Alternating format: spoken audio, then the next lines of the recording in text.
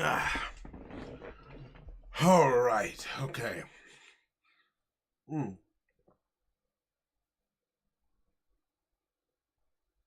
Ah, that's good.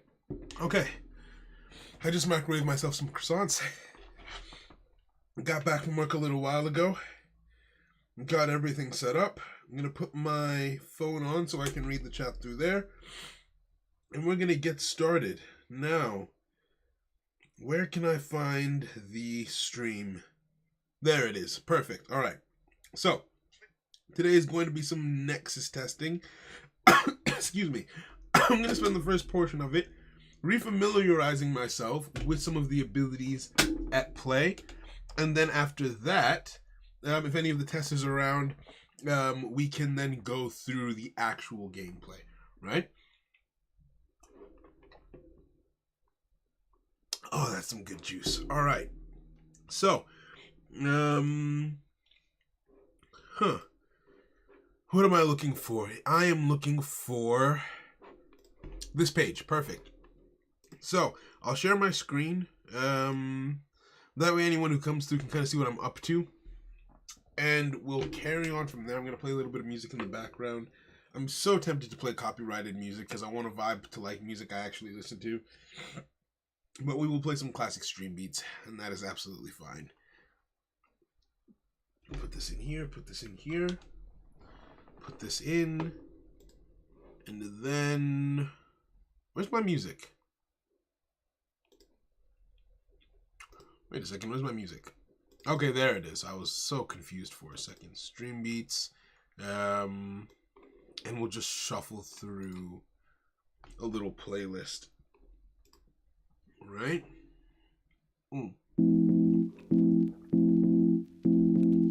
It's kind of loud. Let's put that down to like here.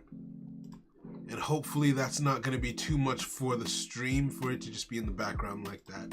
Maybe just a little bit quieter. Alright. Let's see, is that good? When the drop hits, that's when you know. Alright, I'll put it down to like 5. Yeah, that should be good. Alright, so with that now being set up, I can move over to the screen where I look at avatars and everything. So what I need to sort of do is refresh my memory on what the this doc contains the avatars that are in the current build of the game. I need to remind myself what they do. That way I can deck build properly. You'll be excited to note that quite a few of the guides for the Summoners Nexus TCG are ready to go. In total, there's going to be 12 main guide videos. So one video guide will come out each week for a period of 12 weeks while we're working on the game. In addition to that, eventually, I'm trying to decide exactly how it's going to go. Subset specific guides for people who are interested might also come out. Just so that there's more information about the game. I'm trying to make everything as professional as possible. But that is all sorted. That is all good. Now, up first, we have the Wandering subset. The Wandering subset in the Summoners Nexus TCG is all about tributing lower rank monsters to give the higher rank monsters different effects. Now, in all honesty, I was slightly inspired by the Boojins when I was coming up with this subset. I.e., so in the Boojins, the Beast Warriors get effects from the Beast type monsters and the Winged Beast, whereas in this, because we don't have types, so rather than one type giving power to another, it's the low rank monsters just sort of feed into the high rank monsters. So it's vertical in that way. No, it's horizontal. It's horizontal in that way. So there's three ranks of monsters, rank 1, 2, 3. Current boss monster of the deck, the Wandering Ryu. Kieran, this effect can only be activated at the start of the wave. When this effect is activated, place this card in your assault zone. It becomes isolated until the end of main phase 2. That way it doesn't move anywhere. That's the only reason that part of the ability is there. Cards in proximity to this card do not become isolated by this effect. I don't think that needs to be said, right? When this effect is activated, place this card in your assault zone. It becomes isolated until the end of until the end of movement phase 2, rather, right? Now, that tidbit, that statement that cards don't get isolated, I don't think that's actually necessary, because I can't think of any situations where a card would be right next to the Wandering Ryu when that happens, right? Now, at the end of main phase 2, at the end, I keep saying I was playing Yu-Gi-Oh! Today and yesterday. So I keep saying main phase. Movement phase 2. Place this card in your opponent's defense zone. It cannot attack your opponent directly this turn. Also, it gains 150 attack until the end of the turn. Now, this, in my opinion, might need... No, actually, I think it's fine. I was about to say it might need workshopping. Now, the thing about this is it's a lot of conditions just for, hey, gain 150 attack until the end of the turn. There are other cards that can do that, but this card lets you bypass the counter zone, so your opponent can't really deal with that. It's just a strong ability, plus it's a rank 3 with solid stats. Now, Dragon Dance. It's basically Kirin. It's the attack one, but for defense, right? This effect can only be activated at the start of the wave. Place this card in your defense zone. This card has its status effects cleansed, so it can just remove all negative status effects, and its defense increased by 150 until the end of the turn. So that's just a solid ability. That's just a solid power, right? And then Switch, which is the gimmick. It's like supposed to be the best one, but you almost never actually use it. From my memory, Switch is one of the lesser used abilities. Yo, Lost Ronin, how you doing? Welcome, friend. At the end of Movement Phase 1 and Movement Phase 2, you can target one Wandering Avatar. The song is a bit louder. I'm going to put it down by 1. Right? Right, so what was I saying? Where was I? Okay, yeah. At the end of Movement Phase 1 or Movement Phase 2, you can target one Wandering Avatar you control and another avatar on the field. Interchange their positions on the game board. Any card moved by this effect is treated as if it was summoned in the relevant zone this turn.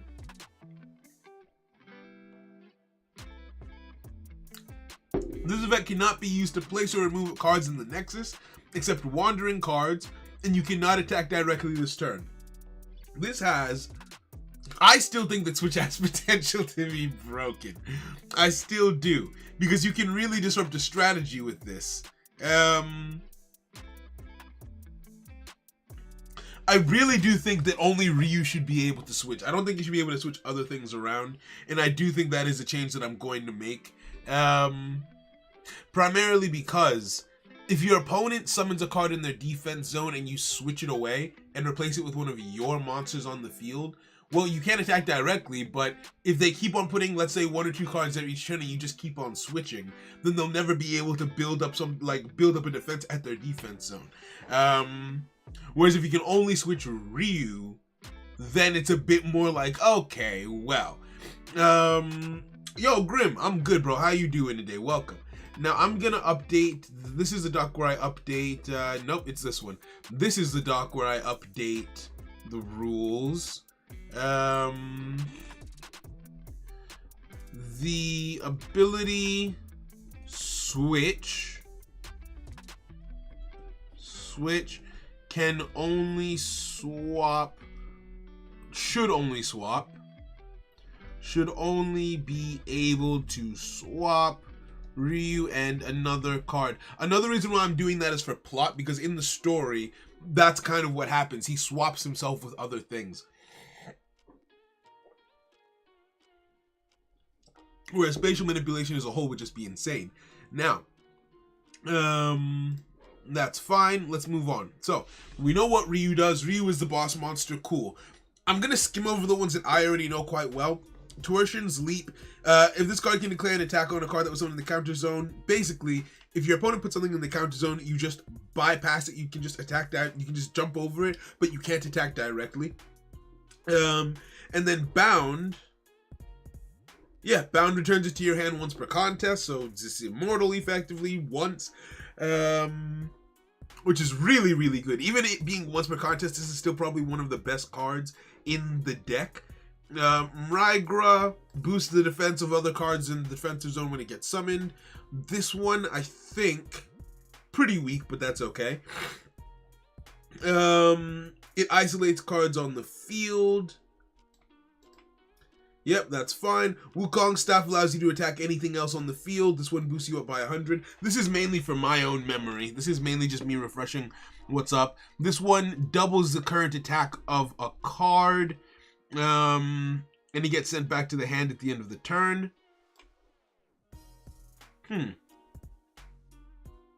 Yeah, I still like that.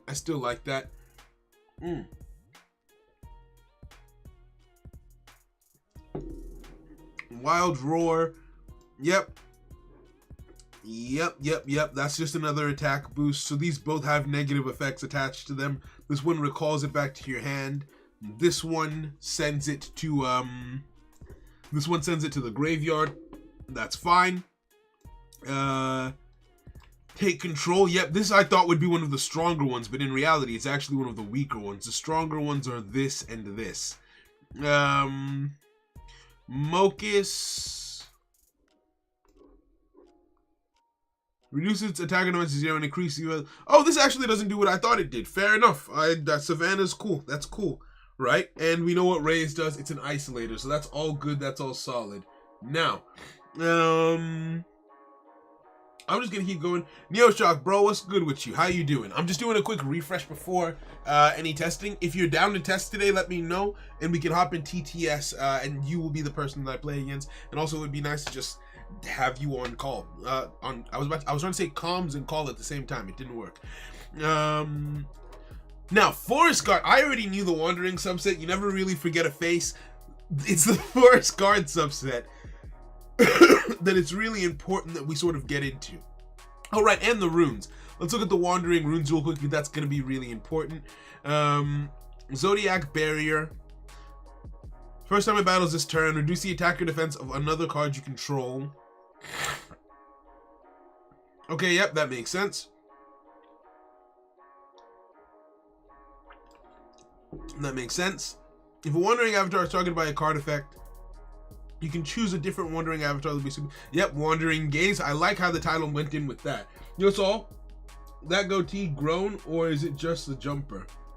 I don't know. I don't know what you consider grown, but this is the goatee, right? This is a look. I haven't cut it in a long time.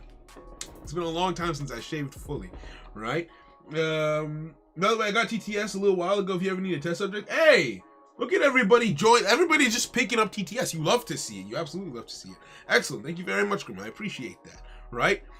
Journey's End. This, I think, is the best utility card in the deck.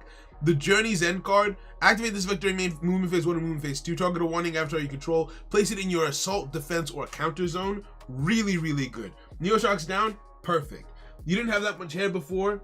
Look good on you. You should rock the look. Thank you very much. Yeah, to be honest, I grew it out because why did I grow it out? I wanted to not look like a baby when I shaved anymore. I don't like the idea of a full beard, and I can't grow one anyway. I don't like to look scruffy, but I found that keeping this sort of works. I would also shave up here before, but I've been told that it looks better when I keep it, so I'm letting the mustache grow as well. But yeah, that's it. And then Wandering Anim, that's one that isn't in the files yet. I haven't uploaded this one. If a Wandering Avatar was tributed into the graveyard during this wave, return a Wandering Avatar to your hand from the graveyard at the end of this turn. Right? So instead of having Zodiac Cycle is no longer available. They have Wandering Anim instead, where they get a resource back from the graveyard in a certain situation, like a lot of the other decks do. Right? So, moving on. Forest Guard. I'm gonna be reading this with the aim of making a strategy for the deck as I read it. I'm excited because I've really missed this deck. My guy is rocking the Corey Kenshin goatee for it. True, actually. True. Corey Kenshin and me, you've never seen us in a room at the same time, is all I'm going to say. Now, Hephaestus. When a rune is activated that mentions the Forest Guard subset, place a forest counter on another card you control. So this is basically saying, hey, more forest counters for you. This is like your backup Selenis. It can be your backup engine when you're using Forest Guard runes. Nature's Forge says when this effect is activated, place a forest counter on this card. So again, no matter what, this card can generate one counter per turn. The only question is it going to be on itself or is it going to be on another card, right? Now, moving on. What deck you want to test? I want to test Forest Guard and Wandering again. The programmers are working on putting those decks into the game. And there's just, of course, anything can be changed. Right now, they're just putting the data into the game. The data can be changed, right? It's not really going to be a problem until we start coding abilities. And even then, things can still change. But I'd like to be confident in the Forest Guard and the Wandering subset before moving on. And to be completely honest with you, I'm not opposed to it doesn't have to be pure, right? I'd like to play Forest Guard today. You can play Wandering, but it doesn't have to be pure Wandering. If you want to mix it up, you can. You should have access to this doc. You should have access to this doc. So if you want to take a look at it, you can, and start sort of trying to see like what you would like to put into a deck, right? I thought you said you were pretty good where they were at. They were the last time we played, but remember, we've all sort of forgotten a little bit how to play them. So I want us to be comfortable with them again before making that, like, this. You get what I mean? Before, like, giving it the okay. I'm sure it's fine. But I want to make sure, after we've refreshed ourselves, right? Because Selux has had a hard time with Forest Guard, and even if Forest Guard feels good when you remember the tech, if you don't remember the tech, then it's ass. So we'll go with this, but then yeah, it doesn't have to be pure. It can be anything from the current build. So you can literally get anything, because at the end of the day, these are the first 30 cards, but the game isn't going to come out until all 71 avatars and all 30-40 runes are in the game. So it's all gonna come together eventually anyway. So Goblin Forge doesn't come out turn 1. Usually I don't think. Right? I want to learn this game because I need a new thing for real. Hey, yo, the guides are gonna start coming out from probably next week. Probably. That way it can all be learned and sort of just like integrated and easy to follow and everything. Right? Most of the guides are done. I think, well, not most. I would say half. Not even probably. Approximately half of the guides are done. 6 of the 12 guides are done and ready to be released. But the woman who was working on the first guide isn't done yet. And so until the first guide is done, none of them can come out. All right, so let's go. Center stage. Choose one player. This card receives a 50 defense boost for every rune they have in play until the end of the turn. So this could be an interesting defensive card. The longer the game goes on, the weaker this gets. The reason why this has a synergy rating of 8 is because of Second Wind. Remove a force counter from your side of the field. Yeah, you can say your side of the field. You can activate this effect. Place a rune in your hand on the field. That rune can be activated this wave. So this rune basically breaks the game and lets you play, well, it doesn't break the game. It bends the rules and lets you play a 4th rune in a single turn when you should only be able to play 3 in a single turn. So that's got a synergy rating of 8 because there's probably going to be some strategy that someone could come up with that would break that eventually, right? So that's what I love about the synergy rating system. It's like it's an inherent balancing mechanic. Something's too busted, raise the synergy rating. It's that easy, right? That way nothing ever has to get limited. So someone, like, one thing that I never liked about Yu-Gi-Oh! Is like, if I'm a what deck is Auradon supposed to be in? Freaking I was about to say masochist. No, mech something. They're machines, whatever they are, right? The deck for Auradon, it's being used everywhere else. But if you're a true Auradon player and that card gets banned, that's gotta suck for you. Even if it gets limited, that's gonna suck for you. But with the synergy system, it makes it so that, hey, if you want to play the deck pure, sure, go ahead. You can still play it pure. You just can't play it with other things. So I feel like that does solve sort of a problem. Not for a while, my guy. Best I'm on Rush. Oh, talking about Yu-Gi-Oh! That makes sense. Mech Knights. I'm not even thinking about Mech Knights. I'm thinking about something. They summon the little token things. It doesn't matter. Whatever. But yeah. So that's it. So that's why this card has a high synergy rating. I don't think I would play this turn 1. Entity, Danger Beast. This card gains 50 attack for every rune currently in play. This card's attack returns to its original value at the end of the turn. This is really good because it's a consistent attacker, right? It doesn't say its attack gets the boost lasts to the end of the turn. This effect resets its attack to 150 every turn. So if you don't manage to kill this card, then at the end of the turn, it'll go back to 150, which isn't that high, but it can keep on Danger Beasting so it can stay in the game effectively. So it wasn't even Sword Soul. I'm thinking, Auradon, the Link monster. Oh, with the tokens. What's it? what do they do? They're machine things. There's a helicopter is one of them, and they're literally just used for like tokens and I guess synchro spam. I can't think of what they are. But hey, it is what it is. So, Encore, also a really, really good effect. So, Danger Beast, in my opinion, is probably one of the best effects in this deck. Encore is also one of the... Mecha Phantom Beast, that's the one! That's the one! Thank you very much. Right? So, Encore. Remove a forest character from your side of the field, then select a rune that has been used during this wave. Immediately apply its effect. So basically, you just get to activate one of your runes again. So it's really good.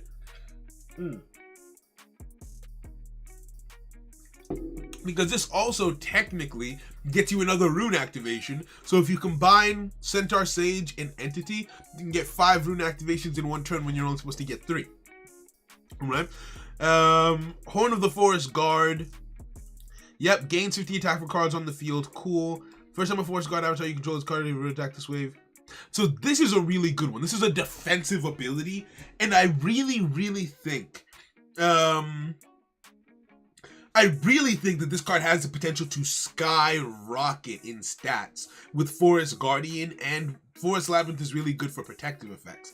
It's really good as a protective effect. Dryad I never liked using. At the end of this wave, you can activate this effect. For every force counter on this card, target a rune in your graveyard that was used during this wave, return it to your hand, then destroy this card. This is cool and everything. I just can't think of a strat that would exist currently where you use that actively. Kalpa Banyan, on the other hand, dope. Love that guy. He's a friend. He's a friend of the family, right?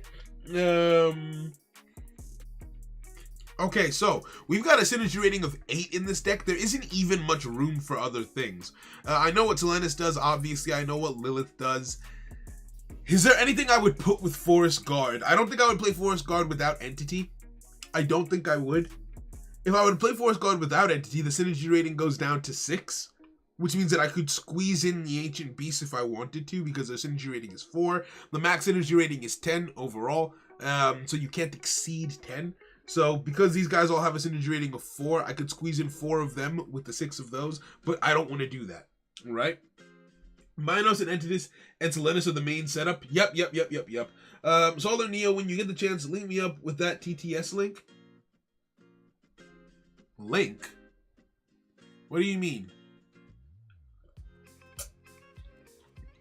TTS link how? We don't. So how we usually do it is we make a room where we play and then we just enter the room from there. What do you mean link? I feel like I'm being stupid. I feel like I don't understand what you're asking for. Say again. Yo, Bokai, how you doing? Right? No, but did you delete all your other videos? I can't find any. They're unlisted. I'm using this channel primarily for Nexus, and then more content is going to come in a different way when I have more time. But between teaching and everything I got going on, I decided to just focus on Nexus in the immediate, right? Oh, do you mean you wanted the NDA? You know what? I don't know. I might just be dumb. But yeah, you do need an NDA to join the testers, if that's what you were asking, which can be set up. That's fine. It's not it's something that has to happen, but it's not a big deal. Right? But it does have to happen before that you can actually play. Neoshock, thank you for reminding me. Right? Obviously know what all the Ancient Beasts do. This is the easiest deck. It's like the starter deck, basically. Love these guys. They were balanced almost from day one. Not counting Dominion. Not counting Dominion, these guys are probably one of my favorite, easiest decks to learn. Don't need to refresh myself on those. Reapers we're not really doing right now, and I can't combine it anyway. I'm really looking towards the secondary decks. This is a synergy rating of 4. Oh, and the others are 3, so that won't fit for me anyway. Neo, maybe you will be able to fit that in because you have lower synergy ratings, but I definitely can't. This is a synergy rating of 3. I can't fit this. Can't fit Wyverns. Can't fit Arias. I think the only thing that will fit is the Daemons. I think the only thing with a synergy rating of 2 is Daemons. Yep, these guys are at 4. These guys are at 5. These guys are also at 5. Yeah, the only thing that would fit is the Daemons, and I think I would just rather have runes. as a Forest Guard player, I feel like I'm better off just having runes in my deck than avatars, so I will just play them pure. I will just play them pure. The only thing that's really up for debate is what runes I choose to play and how, but that's basically it, right? Yo, Mickey, how you doing, bro? What's good with you, right? I'll hit up the NDA vibes. Thank you. Thank you very much. I meant like the mod to start the room. No, it's not a mod. So it's, I'll do it in front of you now. So you go on TTS, let me share my screen. Bop. Nope, that was the wrong button. Oops. Okay, so you go on TTS. Let me minimize this. And it's not a mod. It's like in TTS you can build your own tabletop games. So I built it. But then, like, if I haven't made a server where the game is running, it doesn't, like, exist constantly. Does that make sense? I don't know if that makes sense. Right? Basically, like, if I make a chessboard, if I make a chessboard, I can invite you while I'm online, but if I log out and close TTS, the chessboard isn't still on TTS. It's not public. That's what I'm trying to say. Yes. The game isn't public yet. So there's no, like, public thing you can find for TTS. I have to create one every single time we come on. Set this to friends, create server. I create a server every single time we log on and we load into it. I didn't update the cards. I know I said that I would. It just genuinely didn't cross my mind. Neil, let me know which account you're on so I can send an invite. I did make it so that friends can just join, so it shouldn't matter too much. Oh, look. But I know you're at work, and I don't think Solixis is actually here. Galaxy says away and I is online, right? Yo, Zane, how you doing, bro? What's good with you? Just in time. We're about to start doing some testing. I'm going to be doing Forest Guards today. So I had a hard time with them. I'm going to try them out and see how they go. The irony is that you started stream at the perfect time for me. I just got done with an online Japanese. Okay, I understand learning Japanese. It's an actual exam. What are you, in school or for personal reasons, right? That's cool.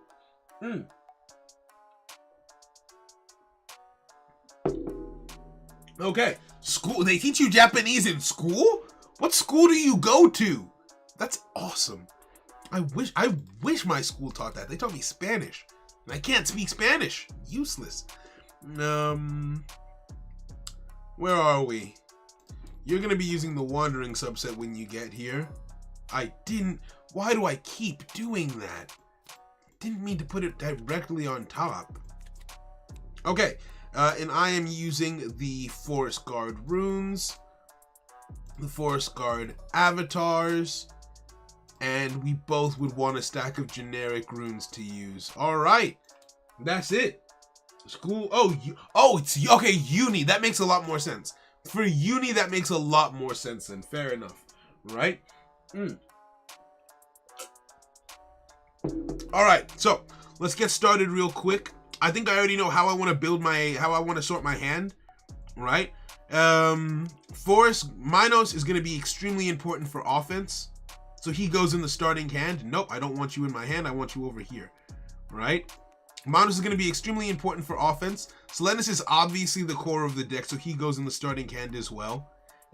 Centaur Sage, I don't think I want in my opening hand. He's a defense, but I think I've got a strat for defense. I also don't need you, so you don't go in the starting hand either. Danger Beast, and I'm calling him the name of his ability because that's why I love him. Entity goes in the hand. You go in the deck. Forge, I feel like should go in the deck, but let's see how many cards we have total. To be honest, yeah, you can actually stay in the hand. Now, am I sure I don't want to, let's see. Gear 2 Mom vibing. How you doing, bro? What's good?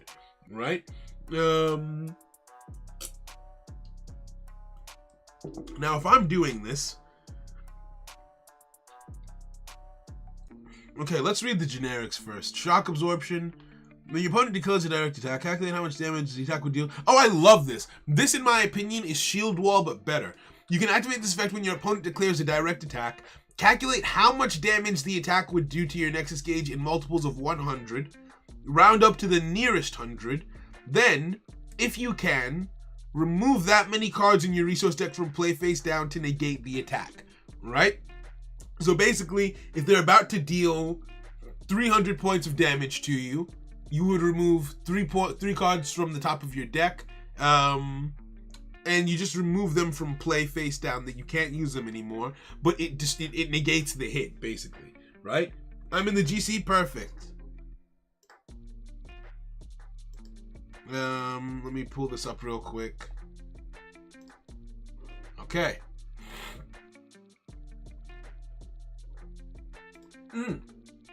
Zane tier 2, bet. Boys. Hello. How's it going? How's it going? How's it going? Oh, Pretty good. nice. Fixed you. Can you invite me? Oh yeah, I see. Let me invite you. Zane, how you been, man? I've been sick. That's Getting not better. great. Oh yeah, you did mention. I'm glad you're getting better. You don't sound dead, so that's good. You sound like I can work tomorrow. What happened? that's not a great feeling. Okay. That's not a great feeling. Neo and Zane, oh yeah. It's good to hear you guys' voices again, right? Now, okay, yep, that invite went through, so I think it's gonna load you in a sec.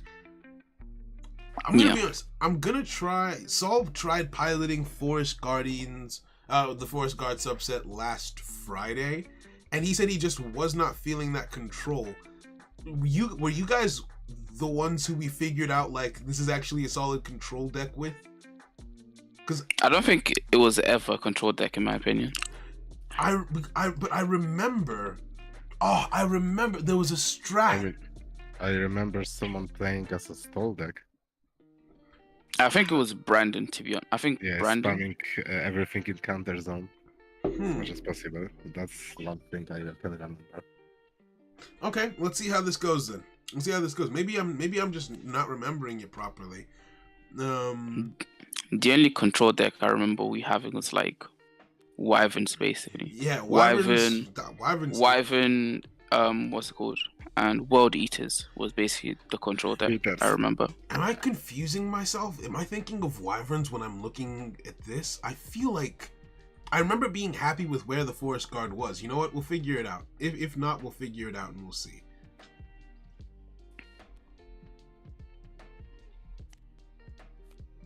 Oh my days, it's not control. I think it might be stall. Hold on. Oh no, I'm remembering because you have what's his name? Minos makes it so that a card isn't destroyed by battle, so you can just put a card in the defense zone and just constantly, like, even if it's just a 0 defense monster, because it can't be destroyed by the first battle it takes part in, you can kind of just stall off of that. Oh Yeah. no, it's coming back to me. Okay, yeah, I think You you're can- right. And you have that. You can summon one card anywhere during your turn. Or was it a token? A token? No, I don't think that's Forest Guard. One thing where you can just summon something. So technically, you can summon 2 cards in the counter zone in one turn. Oh yeah, true. But Yeah, that. fair. All right, let's see how it goes. I want to actually give the deck a shot. This is gonna be really important. I think maybe I'll put this in the draw deck. That's 5 in the draw deck, 2 in hand. I need my other runes, and then we can get started. Won't need that. Probably won't need that. Definitely won't need that. What does this do? Change the target. Nope, don't need that either. Might want this. Reverse the order. That's too niche. Niche.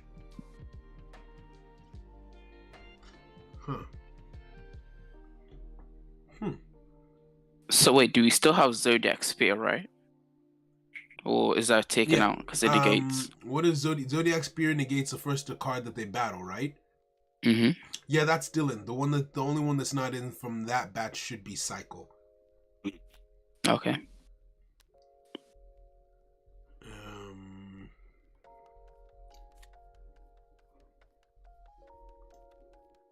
And if you want, because we know what the other card does. Yo, Vance, how you doing, bro? It's good to see you, right? Because we know what the other card does, what we can do is, because what the other card says is if you tribute a card this turn, you can, at the end of the turn, add a wandering card from your graveyard to your hand. You can just pick a random rune and let me know that, hey, I'm using this as that. That way, it's not like a disadvantage. You get what I mean? Or no? We can probably just test it how it is now and then see. Right. Oh yeah, I definitely need this. Okay, cool. Yeah, I think this is my deck. I hope it doesn't suck. Shuffle, shuffle, shuffle, shuffle, flip. Do we still have what's it called? Siphon? What does Siphon do? That's the one where discard a card, steal 100. Not in this current build, no. Okay. That one was everywhere. I feel like I think Siphon might end up in the first build, but if it does, it's a staple. Like, I feel like off the bat, because everybody rinses Siphon. Not gonna lie, I'm confused. This is Summoner's Nexus. It's a game that I've been working on. It's sort of not sort of in development. It is in development. It's a trading card game played on a field that looks like this. So I'm effectively just working on testing the game while the developers do the coding. I've got my friend Nathaniel. No, you're Nathaniel. I've got my friends Zane and Neoshock with me. And they're just kind of helping me test, going around with ideas, all that kind of stuff. So that's what this is. The rules are going to be explained. I've got a video series coming out, 12 videos that just explain everything you need to know if you want to understand the game, because I've realized how tedious it gets explaining it every single time. So a video series should be out hopefully. Today's the 17th. Hopefully by the end of the month it's out. The first video is out. Every time someone asks in the chat now, we send a link. Exactly. If someone asks, we just link you the playlist and it's good to go from there. Onion, I'm having a good day. I got back from work. I was feeling good. I dropped my neighbor off at home because she literally lives around the corner. We work together, so I dropped her off back at hers. And then came here and was ready to test. Like, I've had a decent day at work. I'm having a good one, right? How about you? I hope you're having a good day too, right?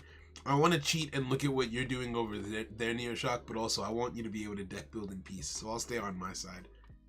I mean, you can cheat. You literally know the wandering, like the back of the front of your hand. You make an excellent point. I might as well just cheat. Hold on. Let's see.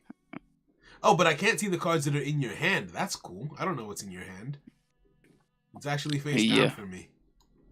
I mean, yeah. There's that. There's that. If you move the camera low enough, you can. Can I? Yes. So you're teaching him how to cheat already, Zane. Oh my god. I can't. Yes. It's not working. Hold on.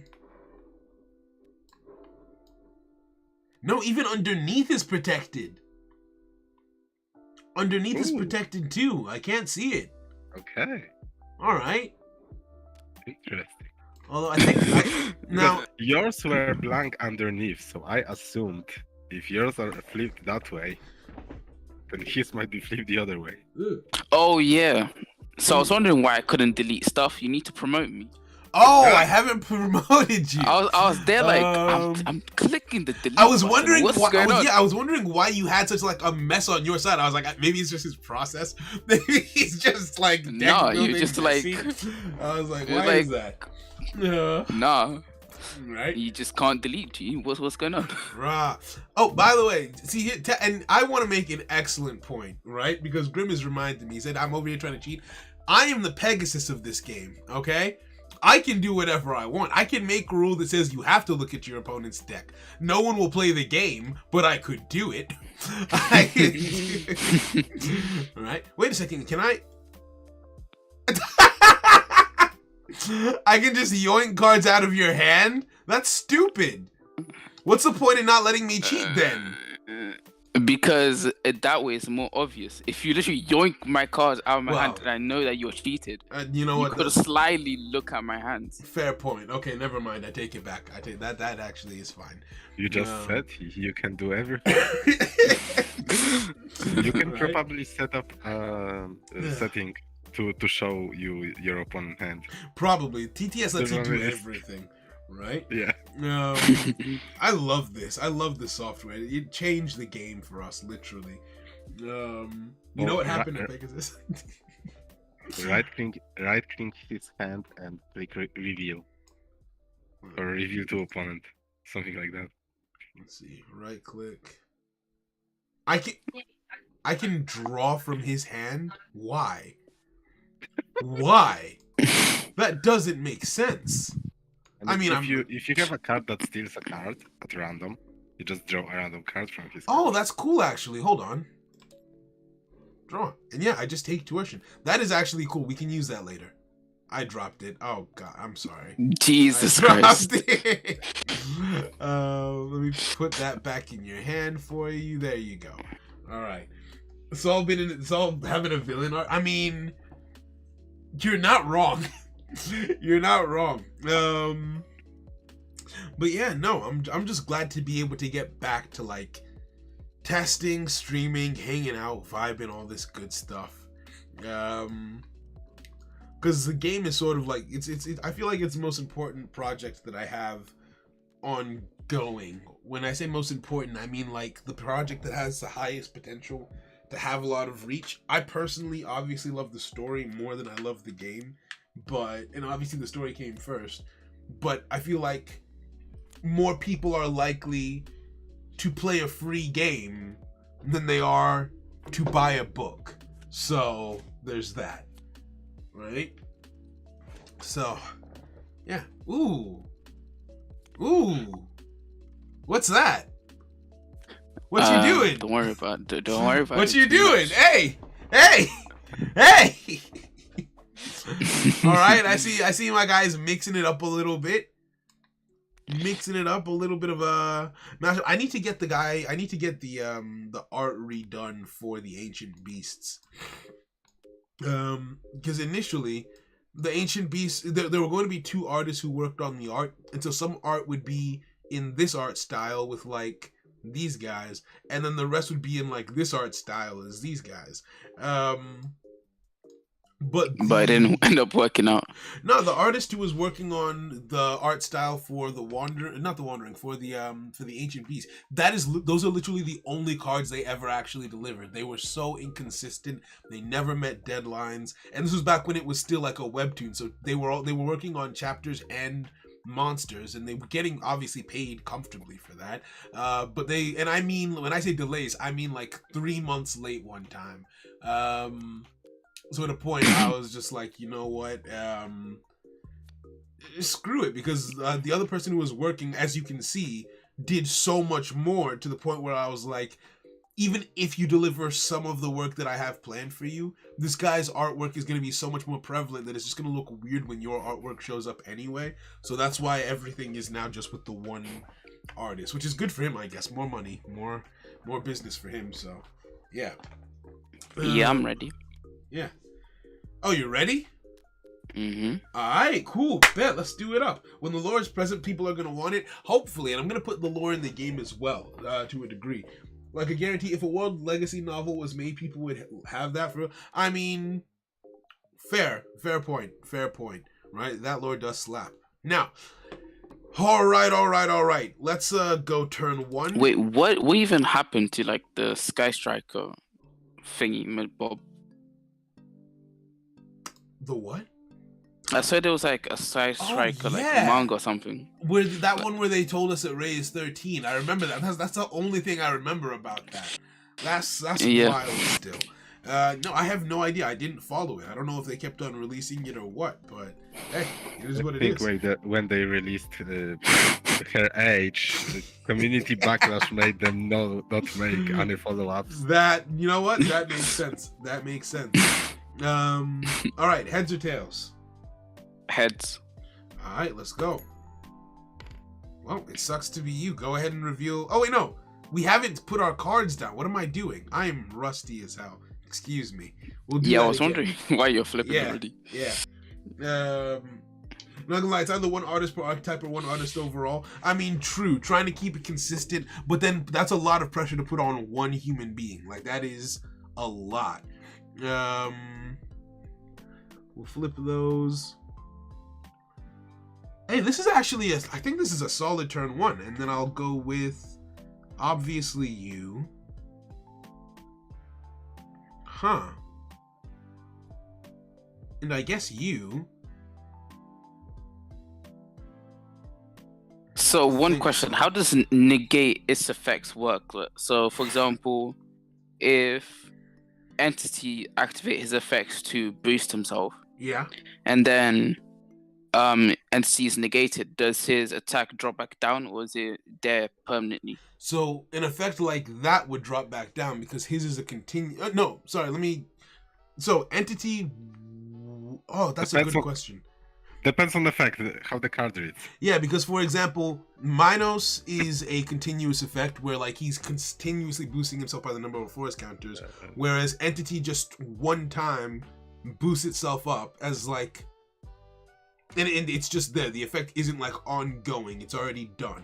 So I feel like Is it- that wouldn't be so- affected. Yes. Is the actual effect in Avatar's doc? Yes, it is. Okay. Huh. Oh, Card name? Yeah. Entity. The Forest Guard entity. Alright. Saludos, bro. Hi, friend. Or- I don't speak Spanish, but it's nice to see you. Right? Why isn't Oh. entity's ID card like there? It's not? Nope. It's right here. Well, you just You're blind. You're blind. Which effect? Danger Beast. Danger Beast. So you activate it, it Yeah. starts a chain, and then if it's negated, it does not resolve, so you don't gain the attack bonus. But But- once it resolves, even if you're negated, the attack bonus stays until the end of the turn. Alright, that makes sense. Okay, that's fine. I just want some clarification. Good stuff. Good Here stuff. you go. Right? Everything is subtle to change. Like you can change the wording slightly, Yeah. like we did a lot of times. True. To be honest, the wording got so specific. The developers are gonna hate that because they have to account for so many different little things. I think I've got a really good strat, but also I could just be being really stupid, and I don't know which. I'm gonna try. I'm gonna try this. So runes at the bottom and No, it's not this one. It's monsters at the top. oh, I really hope this works. This is the kind of deck where, like, if your plan doesn't work the way you're thinking, you're just gonna take an It L. crumbles. It's literally, it just falls to pieces. So I really hope that this works. Yeah, that happened to me a couple of times. Right? Speaking of Ray, I pulled a second Alti Ray when I went into my logos. Hey, congrats! That's a vibes. I don't know the rarities in the like the actual TCG, but that sounds like it sparkles, and that's good, right? Yeah, Also, I'm I pretty need to sure call- OT is like the second highest in the pack usually, right? unless it's like a special rarity. Fairs. Also, salute Showmaker. Thank you very, very much. I'm glad you like the look of it, right? What's the name of the game? Oh, thank you. It's called Summoner's Nexus, friend. There should be an option on Google fueled products like YouTube to auto translate. It's on my phone. I don't know if I can do it on my phone. I'll figure that out at some point. Now, heads or tails? So it was tails last time, so we'll go with tails. Okay. What's it like to be you? I just want to know. I just want to know. I mean, I'm gonna win, so I guess you'll find out. I mean, you might. We'll find out. You go ahead and reveal first. So we'll start with the GOAT. Of In Assault. course, you start with him. I reveal the Forest Guard Kalpa Banyan, and now that you've shown me that, you've scared me. Go. I hate that you've done this. I because I was going to put him in the counter zone thinking I had done something. But now I'm afraid. Is he better off on a... No. Oh, you know what? Meat shield. I've Calvanian in the counter zone. Right? Let's go. Next, we'll start with the support, Torsion. Where are you putting... Okay, in the assault zone as well. Alright. I reveal... Selenis in the defense zone. And finally, we have Wukong. You little shit. Okay. Okay. You know, they say that the wings of the Pirate King. Okay. Alright. Torsion, Alright. Wukong, Ryu. I hate you. I reveal Minos in the assault zone. And then I have 3 runes. Okay. I have 2. Alright, I summoned 1 rank 2. That puts me at 900 points in my gauge. I summon. This is a hefty turn for you. That's 400. Mm-hmm. I hope it's worth it. I really hope it's worth it. Guess we'll find out. Alright, let's go. So, you ready? Mm-hmm. Alright, anything to declare at wave start? Monkey King. Okay, perfect. So that'll boost your cards all by 100. Which is just awful for me. Let me read Monkey King. That's until the end of the turn, yeah? Yeah. Whew. Alright. If we just survive this turn, it won't be that bad. Now, think so. I activate in response tutelage on Selenis. Mm-hmm. Any response?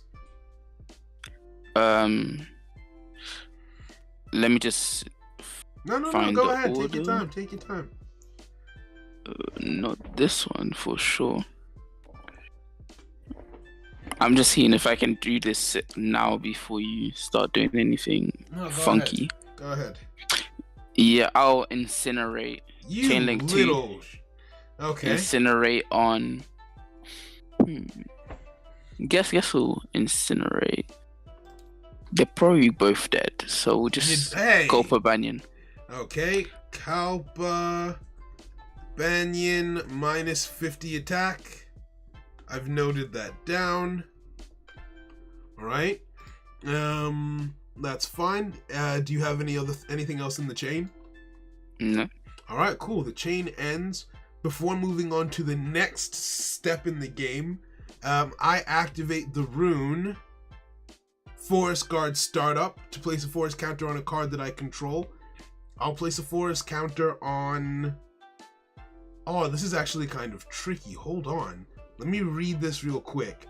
Okay, I'll place a counter on Kalpa Banyan. Actually, no. I'll use Forest Guard Startup to place a counter on Selenis. And then I'll use Selenis to place a counter on Kalpa Banyan. Any response? No.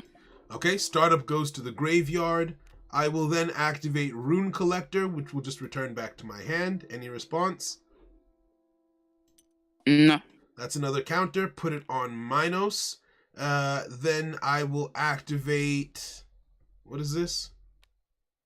I will not activate this. Never mind. And that's it. All right, I'm done with wave start. Are you ready to proceed to movement phase?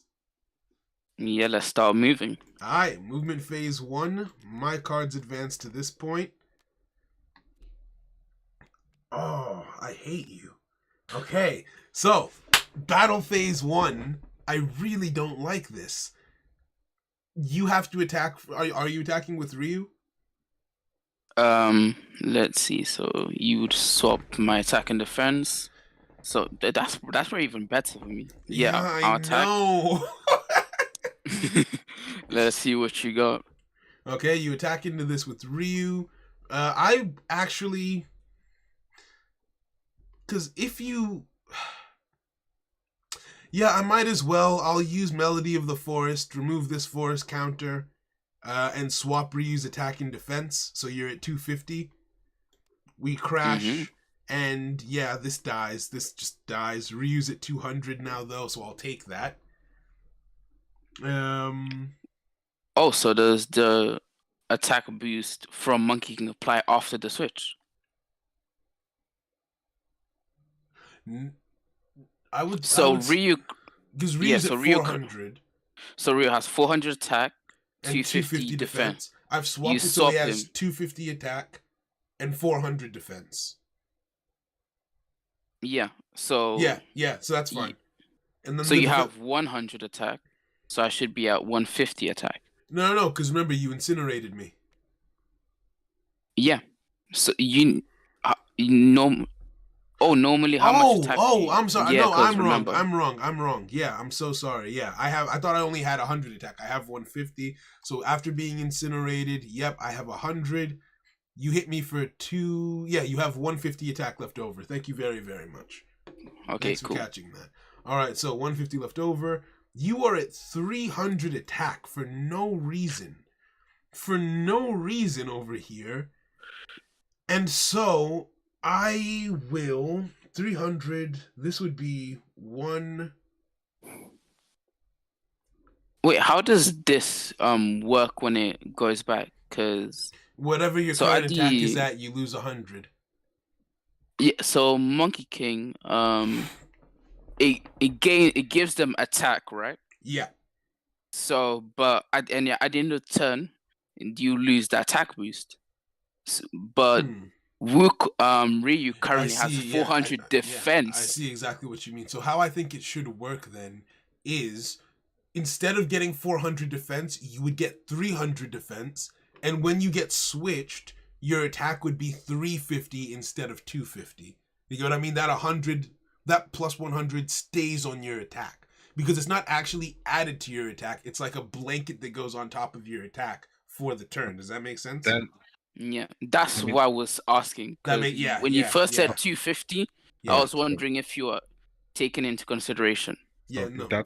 if that's the case, then you should change Melody of the Forest to swap original attack and defense values. But then wouldn't we have to do that for every attack altering thing? Wouldn't it be better to change the wording on No, Wukong? because this is a specific scenario because this is directly like swapping two specific stats. If something's affecting the normal attack of something else, then it's just the normal thing.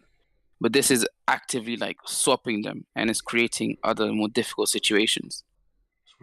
I mean, it also might be. I don't see an issue in it being. He has 400 defense, and at the end of the turn, his defense drops by 300 because that's where the boost went. That's sort of what I was thinking as well. I was just thinking because Neoshop made the distinction between defense and attack, and since it says they lose the attack, how that could be weird. I mean, I would say that it would be weird to lose your defense. I would say like what it should apply to original attack. I feel like that would just fix everything that we're saying. Because if it swaps the original, then this would apply to base. Yeah. Okay. That makes I agree. That makes sense. So we'll make a note on Calpabanian.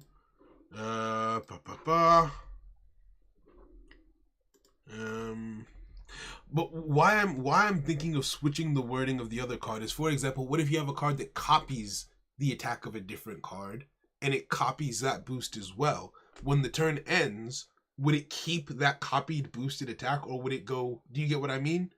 I feel like in that instance it would keep the boost, but then that's if you're using a word copy, you can define what copying means. All right, fair enough. Right, but if you would use words like set this card attacks to the targeted card's attack, then you're setting to the value that currently is on the opponent card, and there's no if and what's. You set the value. Right? If you set to original, you set to original. If you set to current, you set to current. If you say copy, you can define what copying means. I've missed you guys. Yeah, that makes sense. That makes sense. That makes sense. Right? Brains are braining. Yes, the brains are in fact braining. Right? That was good. That was a good back and forth. So the only change in the outcome is that so you have 150 attack left over, and at the end of the turn you'll have 300 defense. I choose not to attack with Minos because I'm not stupid. I'm gonna wait for that boost. Sure? I'm gonna wait for that boost to go away. Thank you very much. Monkey King only, not Monkey King. Wukong Staff only works if you're in the assault zone, right? Yeah. Okay, yeah. So I don't need to worry about Wukong Staff. So yes, I will make the choice to not attack you this turn, and we can move on to movement phase 2. All right. So do you choose to attack with Tuition? Yeah. Now I wait. Let me think about it. Yeah. Because man. How many counters do you have on Minos? I've got 1 counter on Minos, 1 counter on Silenus. So if I let him live, you have to choose. What do you mean, let him live? I mean, I can just not attack him. Oh, you mean Silenus? I thought you meant Minos. I was scared for a second. No, I'm thinking. I'll leave you the choice. You have 1 rune. It could be something strange in the neighborhood, so we'll just let it slide. All right, so you're not attacking? No. All right, end of the wave comes around. I activate my final rune, Forest Wall. If a Forest Guard card would be destroyed during this wave, remove a forest counter from it instead. The activation of this rune also triggers Silenus, which will drop a forest counter on Minos. This goes to the graveyard.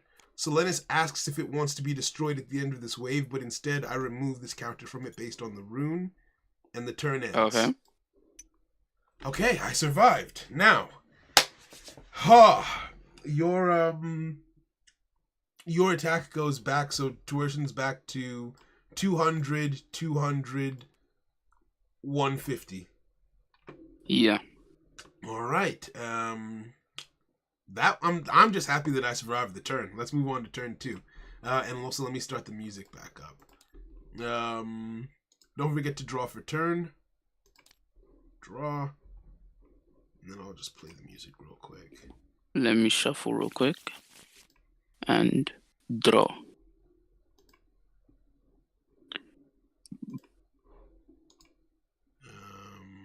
Open. Okay.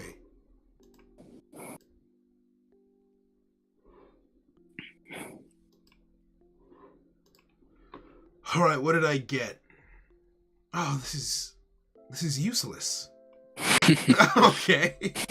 Yeah, this is absolutely useless. Thanks, Saul. What do you do here? What do you do?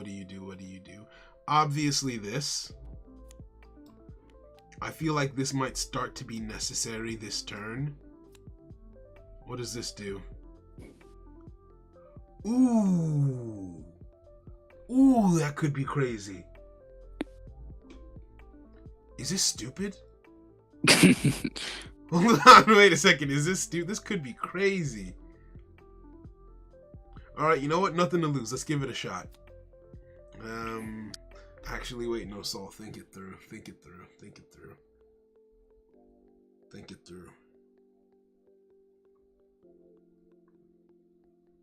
Yeah, I'm gonna do it.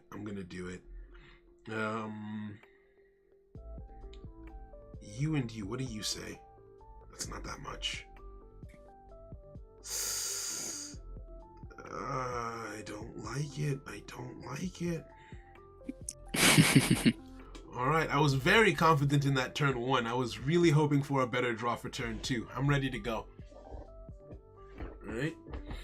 If only I knew what was happening right now. Don't worry. With time it'll come. Heads or tails? Heads. Do you want to flip since I flipped last time?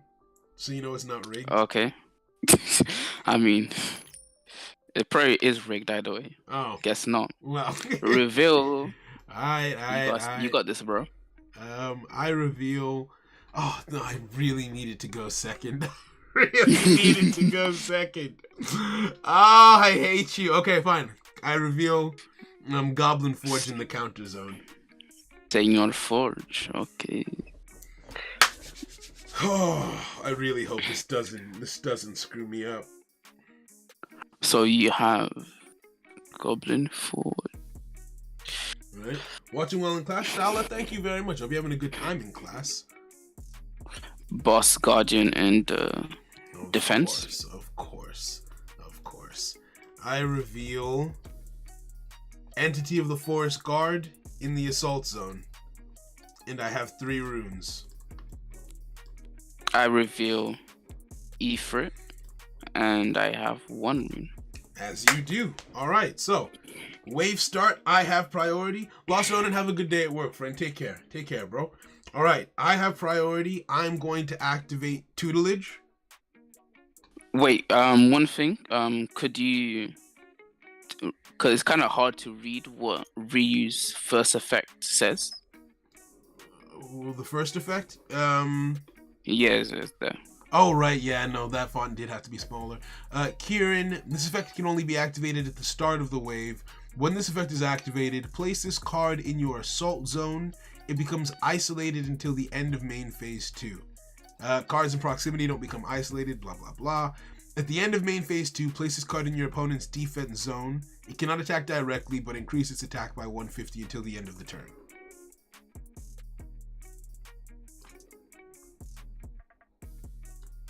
Yeah, we'll do that. Why? Because it's just an attack boost. Alright, fair enough. Because in that way, I'll get to dodge Goblin Forge either way, and I'll just attack you directly. I mean, I'll just attack. I'll just have an attack boost. Like, there's just no reason not to. I mean, if you use Kieran, then that means Tuition will destroy Selendis. I shouldn't be saying this. Tuition will destroy this, and Ryu can't attack directly anyway. What are you doing? Oh, I thought Entity was in the defensive zone as well. No, Entity's over here. He's over here. I'm like, what do you... I mean, I guess I wouldn't mind dodging some damage for free, but I feel like I should tell you. Yeah, Right? I just thought Entity was there as well, so that's no, why. Wouldn't the attack boost make Kirin go first? No, No, because in Battle Phase 1, Yeah. I would attack, and then in Battle Phase 2, You're forced to Ryu attack would another pop Yeah. up. Right. Yeah. Right? Agreed. So, with that being said, I activate tutelage. Any response? No, it's fine. All right, cool. Tutelage is active. With my next, that chain ends. I'm gonna start a new chain to activate the effect of Danger Beast. Oh, I hope I'm not being stupid. Danger Beast So- says, "Yep, Yeah, Switch can be activated during any movement phase, right? Yes, It doesn't have during- anything specific. yeah, during either movement phase, yes." Okay, cool. Now, Danger Beast. This card gains 50 attack for every rune currently in play. This card's attack returns to its original attack at the end of the turn. There are 1, 2, 3, 4 runes in play. That's 200, putting me up to 350 attack. So what's his name again? Freaking Entity plus 200 attack. So that's over there. Then I activate, not you, Rune Collector. Did you activate tutelage?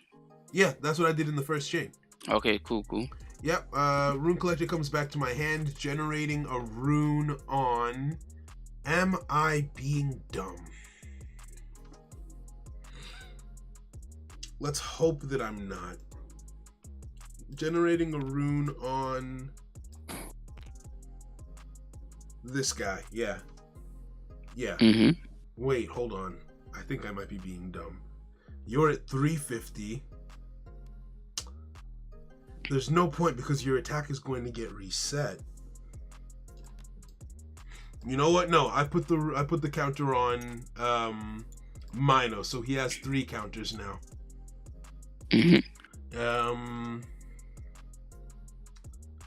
And I really hope that's not the stupid choice. Yeah, that's it. That's it. I'm done. Ready to go to movement phase 1. Okay. All right. You move.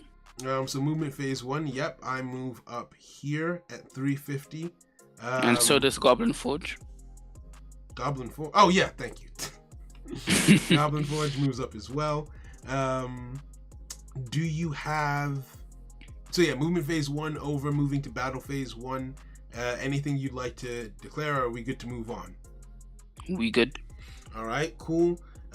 With the chain of priority being decided, this is the strongest credit on the field at 350 attack.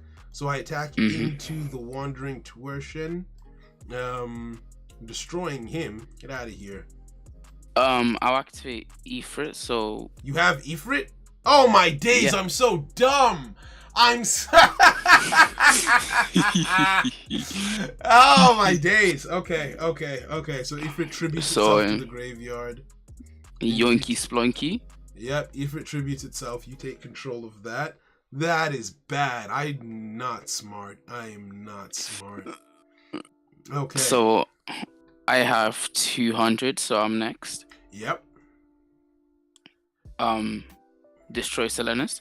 Cool. I activate. Do I care about this? Ooh.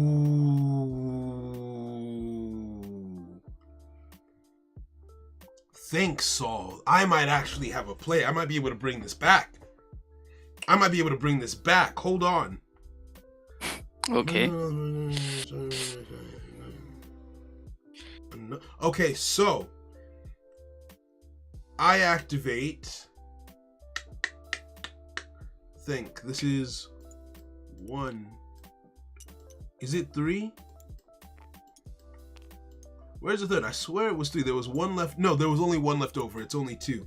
Okay, so in that case, that would mean it would be that plus. Sorry, I'm just doing some math. I don't want to say it out loud because it gives away the strategy. That plus that puts me at that, plus that puts me at that, plus that. Ooh. But that would mean no. Okay. The mind of a combo player. How much? And you're attacking with Twertian. Ryu only has 150. 150. I forgot to deduct Goblin Forge's thing from my Nexus. Apologies. So I'm at 800. I only summoned rank 1, so I'm fine. Yeah. Wait, no, I summoned 2 rank 2s actually. I'm at 700. Oh my goodness. Okay, that makes me less confident about this strategy. Hold on. That changes things. That does change things a little bit. Oh, why have you made this so annoying? What do you mean? Okay. All right. So you're attacking into Selenus. I'm going to activate Forest Woodland. It's a stat boosting rune, so it can be used in the battle phase. Increase a Forest Guard avatar's attack or defense by the number of force counters it has times 50. In response to the rune's activation, Selenus places a counter because it's not a chain thing. It's already active. I place the counter on Minos. I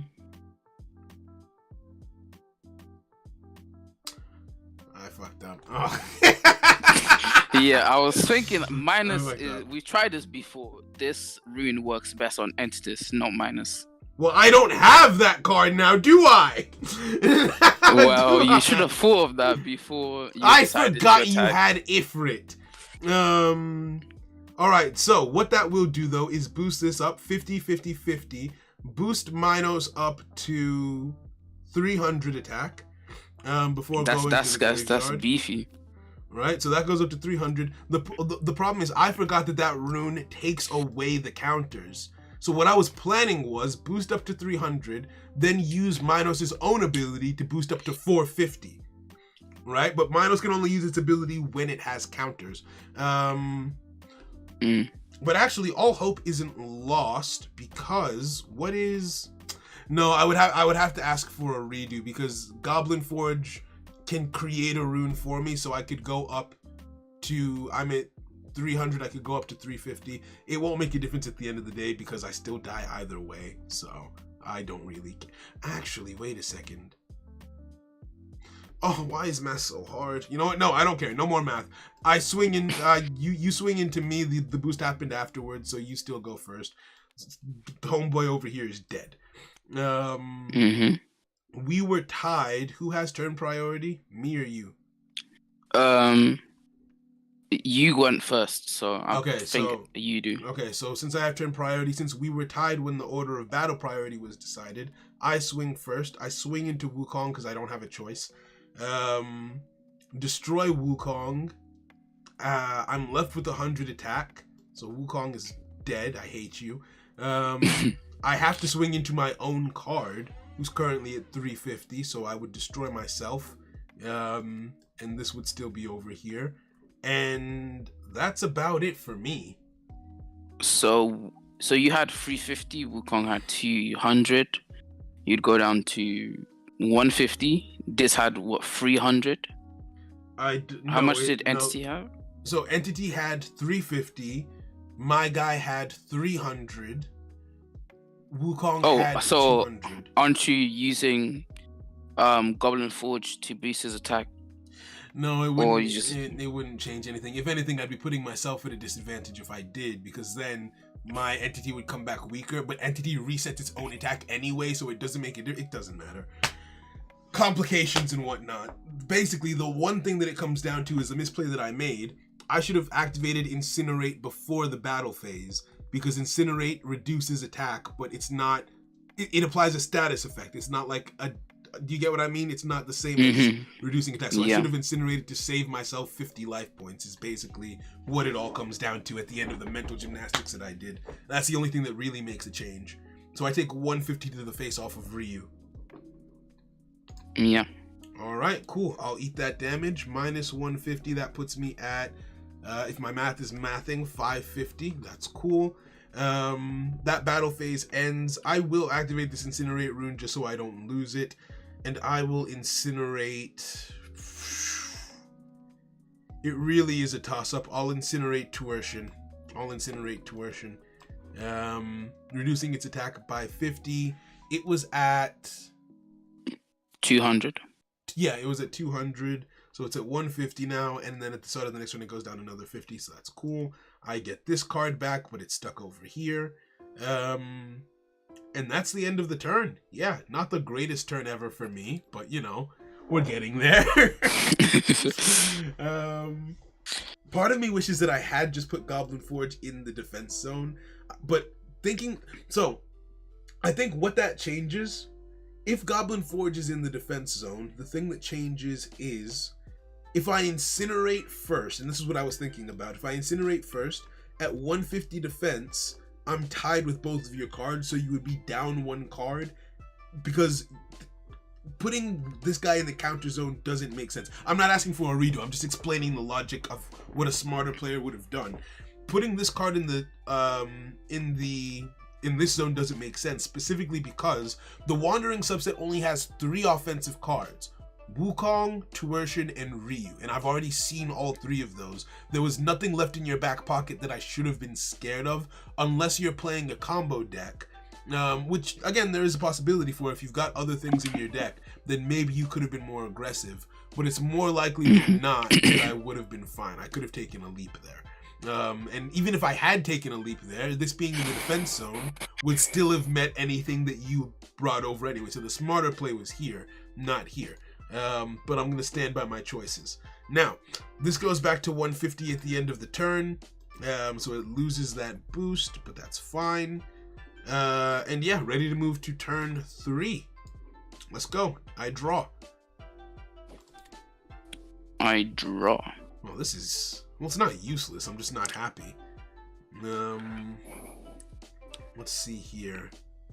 I'm kind of debating if I should summon anything, if I should just ride my momentum. Nexus lead to dub season.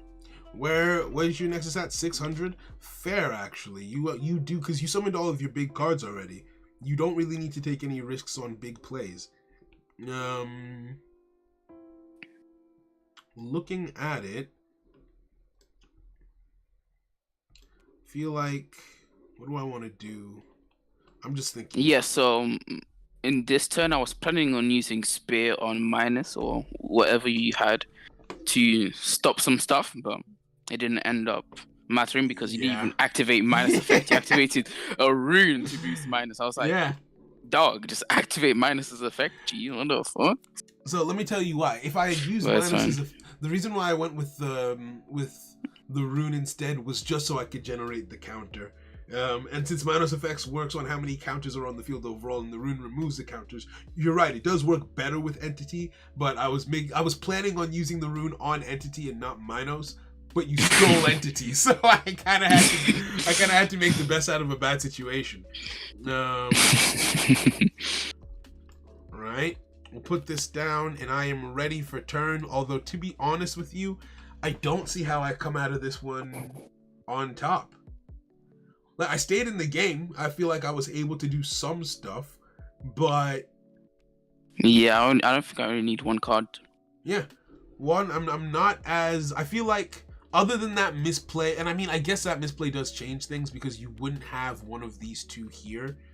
But then, I mean, you could have just as easily seen that coming and chosen to, like, I don't know, activate switch or done something. I mean, my plan was to activate switch and swap Wukong and Ryu so I could activate Wukong's staff remotely. Because he couldn't activate in the counter zone, but then you started pressing me, so I was like, okay, guess we'll let Wukong die, right? Because rather Wukong be dead than Ryu, because he can actually boost himself back up. Yeah, no, that would have been a solid strat. That would have been a really solid strat, actually. Yeah, because the combination of Wukong staff and Spear would have allowed me to negate whatever I wanted, basically. So I'm just trying to understand why or at least why I thought that these decks were on par with each other.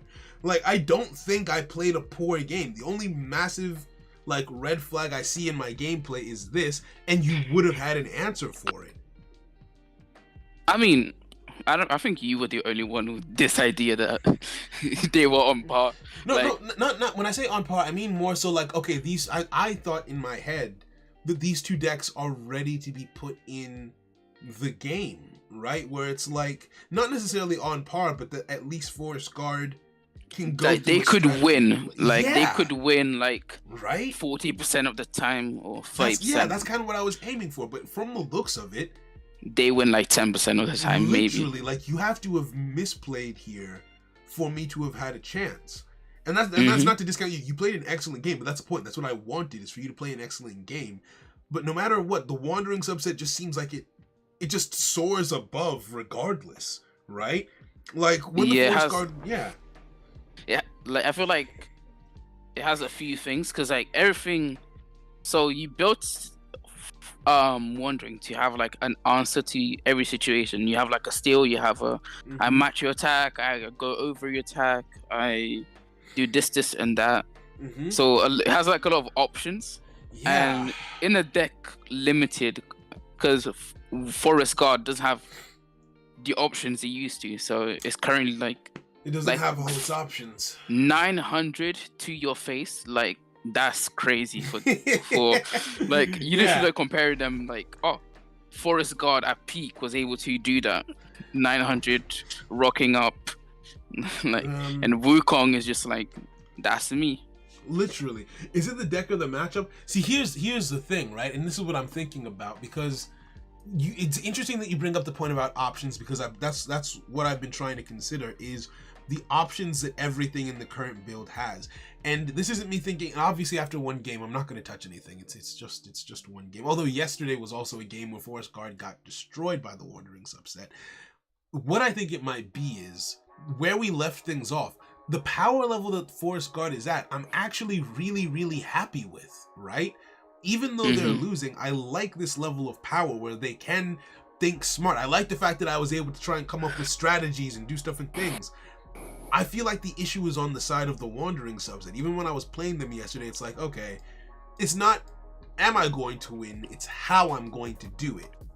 Right? Yeah. Where they I can definitely agree with that. right? They've got the Phoenix to double their attack.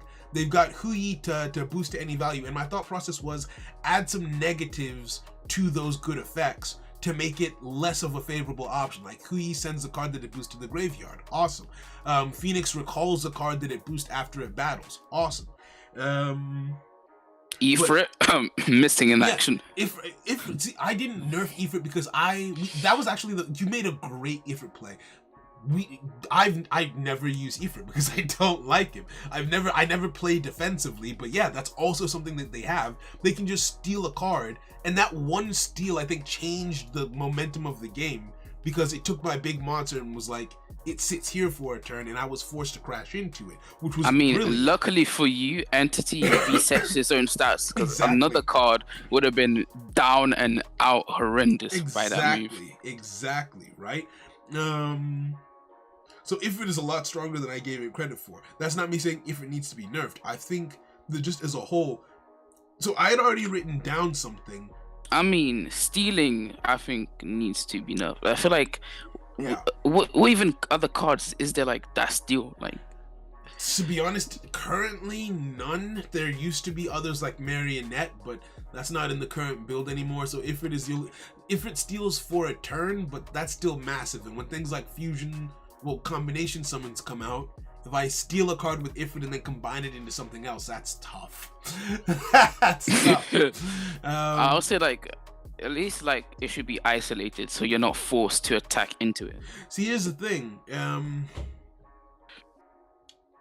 That's actually a solid solution to the attacking into a problem. That way, chain of momentum doesn't just destroy you. But with that being said, So you want to isolate what? The card that you stolen? yeah, the card. Yeah, that you so steal- E3 steals and isolate the card. Okay, so I have 3 attackers on your doors, and you steal one of them, and it's isolated, so I can't attack you directly, and can't attack you at all into your defense because I'm in proximity with isolated card. Yeah, No, but no, it stores wait, for one turn. Wait, no, Like, pause. No, he makes a very good point actually, because in that situation, let's say there's 3 cards approaching the defense zone, ready to kill. There's only 1 card defending. Well, Ifrit yoinks one of your 3 cards, meaning that now there's 2 cards defending. I could use one of my other cards to destroy whatever card I was initially attacking, but then I'm stuck. The last attack that would go through is now blocked because chain of momentum gets broken by the isolation. So in your situation, Neoshock, it's a benefit for it to be isolated, so I don't have to destroy my own cards. But in Zane's situation, you can use it to stall. So if it's only one card, it doesn't matter. If it's 2 cards, yeah, they can crash it. They will be forced to crash into each other.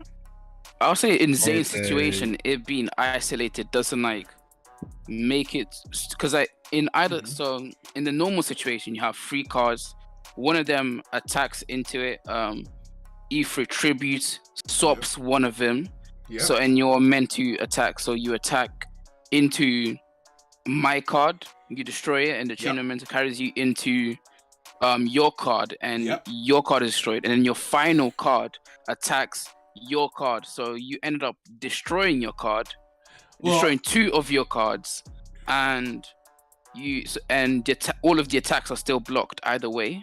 Actually, But if hold they were on, isolated, you would attack my card, only my card will be destroyed, and you still have your 2 monsters. No, Neoshock is right, because remember, battle priority, the strongest card is the one that has to attack first. I was thinking the other cards might be stronger, but no. Since the strongest card attacked first, the strongest card gets stolen. So your other 2 cards will always be weaker than that strongest card.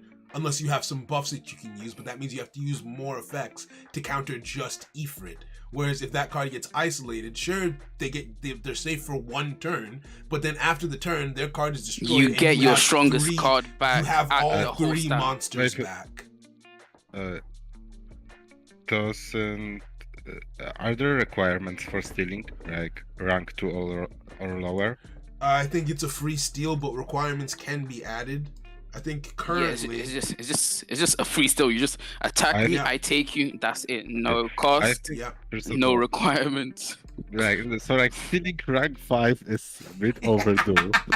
I would say. Yeah, Yes, yeah. so maybe this perspective. I don't think isolation is a good solution. You may add clause like, but your opponent is not forced to attack this card this turn.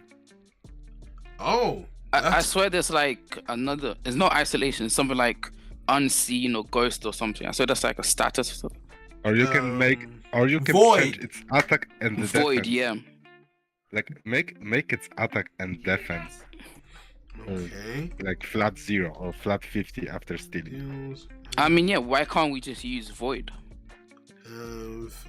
sorry, one sec. I'm writing down the suggestions. Potentially not force you to attack, and potentially have a rank restriction. Maybe I'm not gonna put that in stone yet because it's still yeah.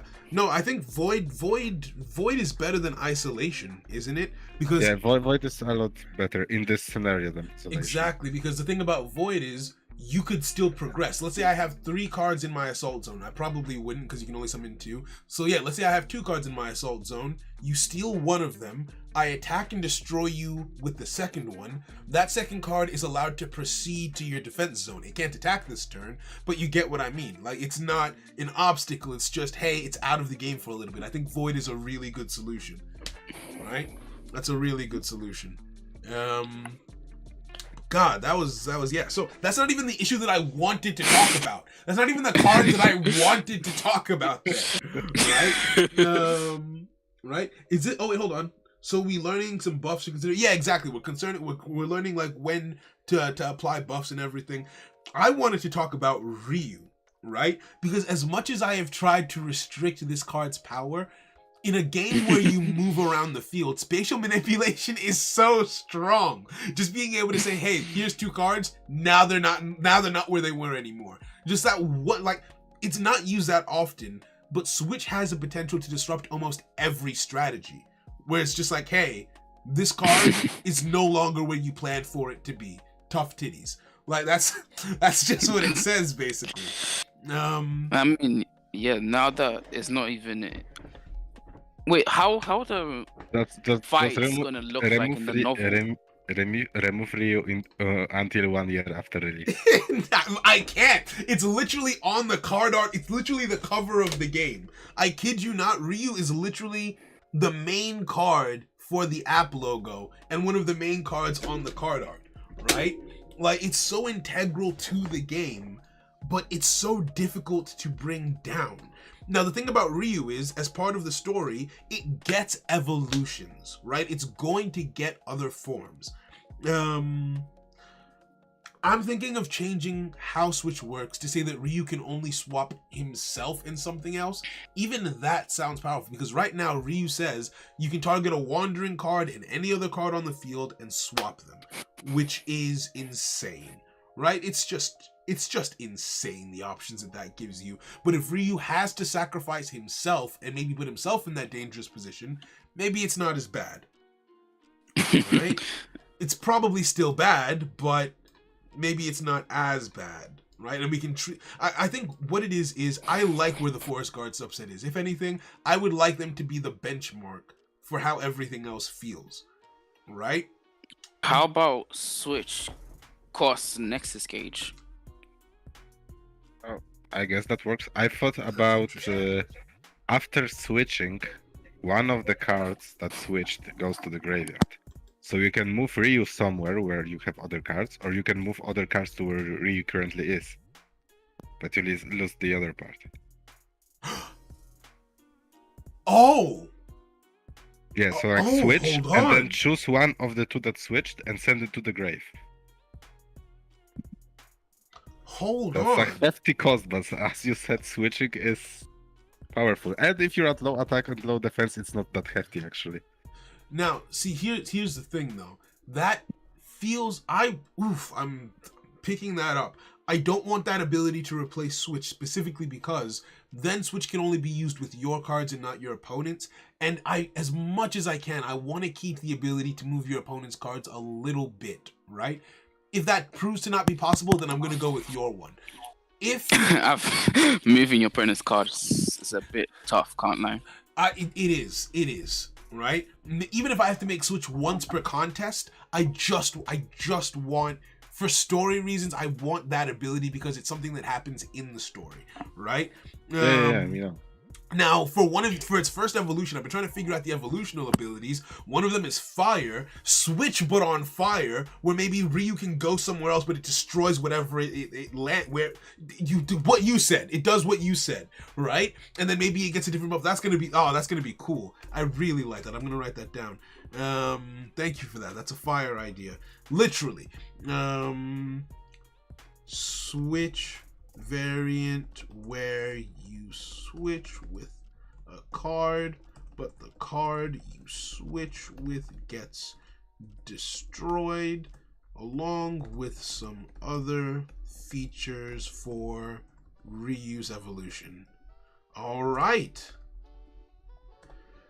That's great. I need to open up the stream again. It's all right. Also, ask something in the Discord. You can check in your time. Thank you very much. I'm sorry I have not been on Discord in like a week. He lights your card on fire. The ultimate technique. I mean, you'd always win. You'd probably get banned, but you'd win. All right. So I'm happy with this. I do not think that the Forest Guard subset needs to be tested anymore, personally. There's no real point in playing this turn through. I was going to summon this guy, and I had 2 runes, but Solenis is dead. Again, and this is what I like about this deck, right? There's some strategy. I was going to activate this, Forest Emergence, target a Forest Guard card you control, destroy it and summon Solenis. So I was going to get Solenis back to try and start generating counters again, or something. You had that thing. So you would have... I had Rex, so I just destroy that and get a... So you would have destroyed this and gotten a 150 token. So in that case, I might have... The card that I destroyed might have been Goblin Forge to avoid Rex getting the token, but then I still have to deal with Rex at my life points. I wasn't walking out of that alive. No, not really. Yeah, so that's fun. That was a good game. I really actually liked how that went, so thank you. Right? No problem. All right, what's the time? We've still got... it's not... How is it already 7:30? How? Oh my days, that felt like it took minutes, bro. How long did that game take? I mean, the game was quick. It's just that we're taking pauses to discuss what we were doing. You make a good point. You make a very good point. We're gonna try and ban the guy with a can of hairspray and a lighter. You know what, Mr. Diddles? Fair. And also, it's good to hear from you. It's been a minute. All right. In that case, what I'd like us to try. I don't know. Have you had a chance to read? There's some new cards in the game. And I'm relatively confident. I've been wanting to do it for ages, and still I haven't updated the card art. I feel like the boring part is updating card art. Which, if you've got time, maybe later in the evening, I have stuff that I need to do beforehand. Maybe we can do the update tonight, and we can pass the thing that we do if you guys are free in like an hour or two.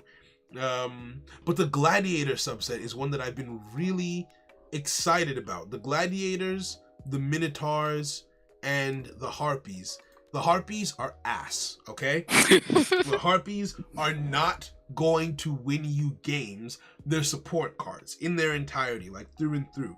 Their synergy rating might need to be amended so that they can help you, like actually be support cards, because what they do is, like, for example, if this card is destroyed, you can reduce your Nexus gauge by 100 points, summon a Harpy avatar from your hand to your assault, defense, or counter zone. That's Featherstorm, which I think they all have. So basically, they just help you maintain...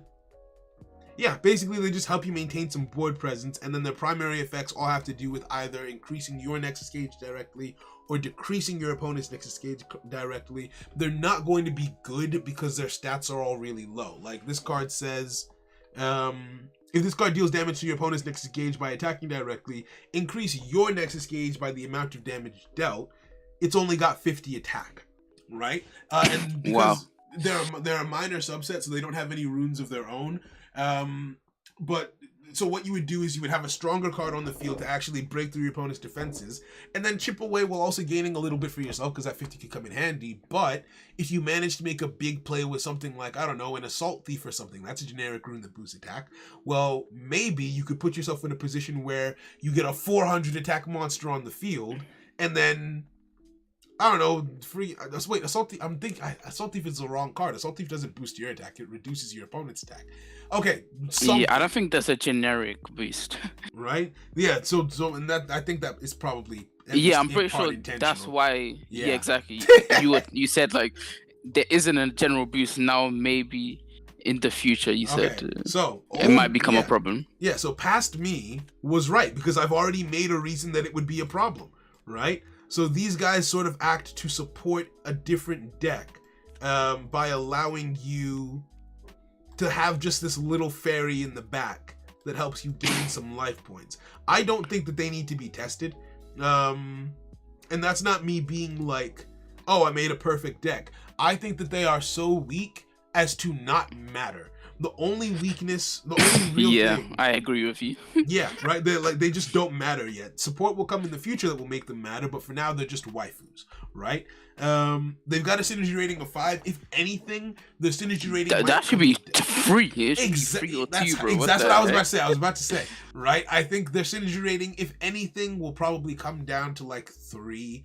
That way they can actually be splashed into things. 2 would be way too low, so yeah, 3 is probably where they're gonna land out. Got a printer card that allows you to shoot your opponent. I would say no. I would say hard pass on that. But yeah, no. So these guys, I think, with a synergy rating of 3, because all of them have the Featherstorm ability, which says if this card you control is destroyed, reduce your Nexus gauge by 100. Summon a Harpy card from your graveyard, this one says. So some of them summon from the hand, some of them summon from the graveyard.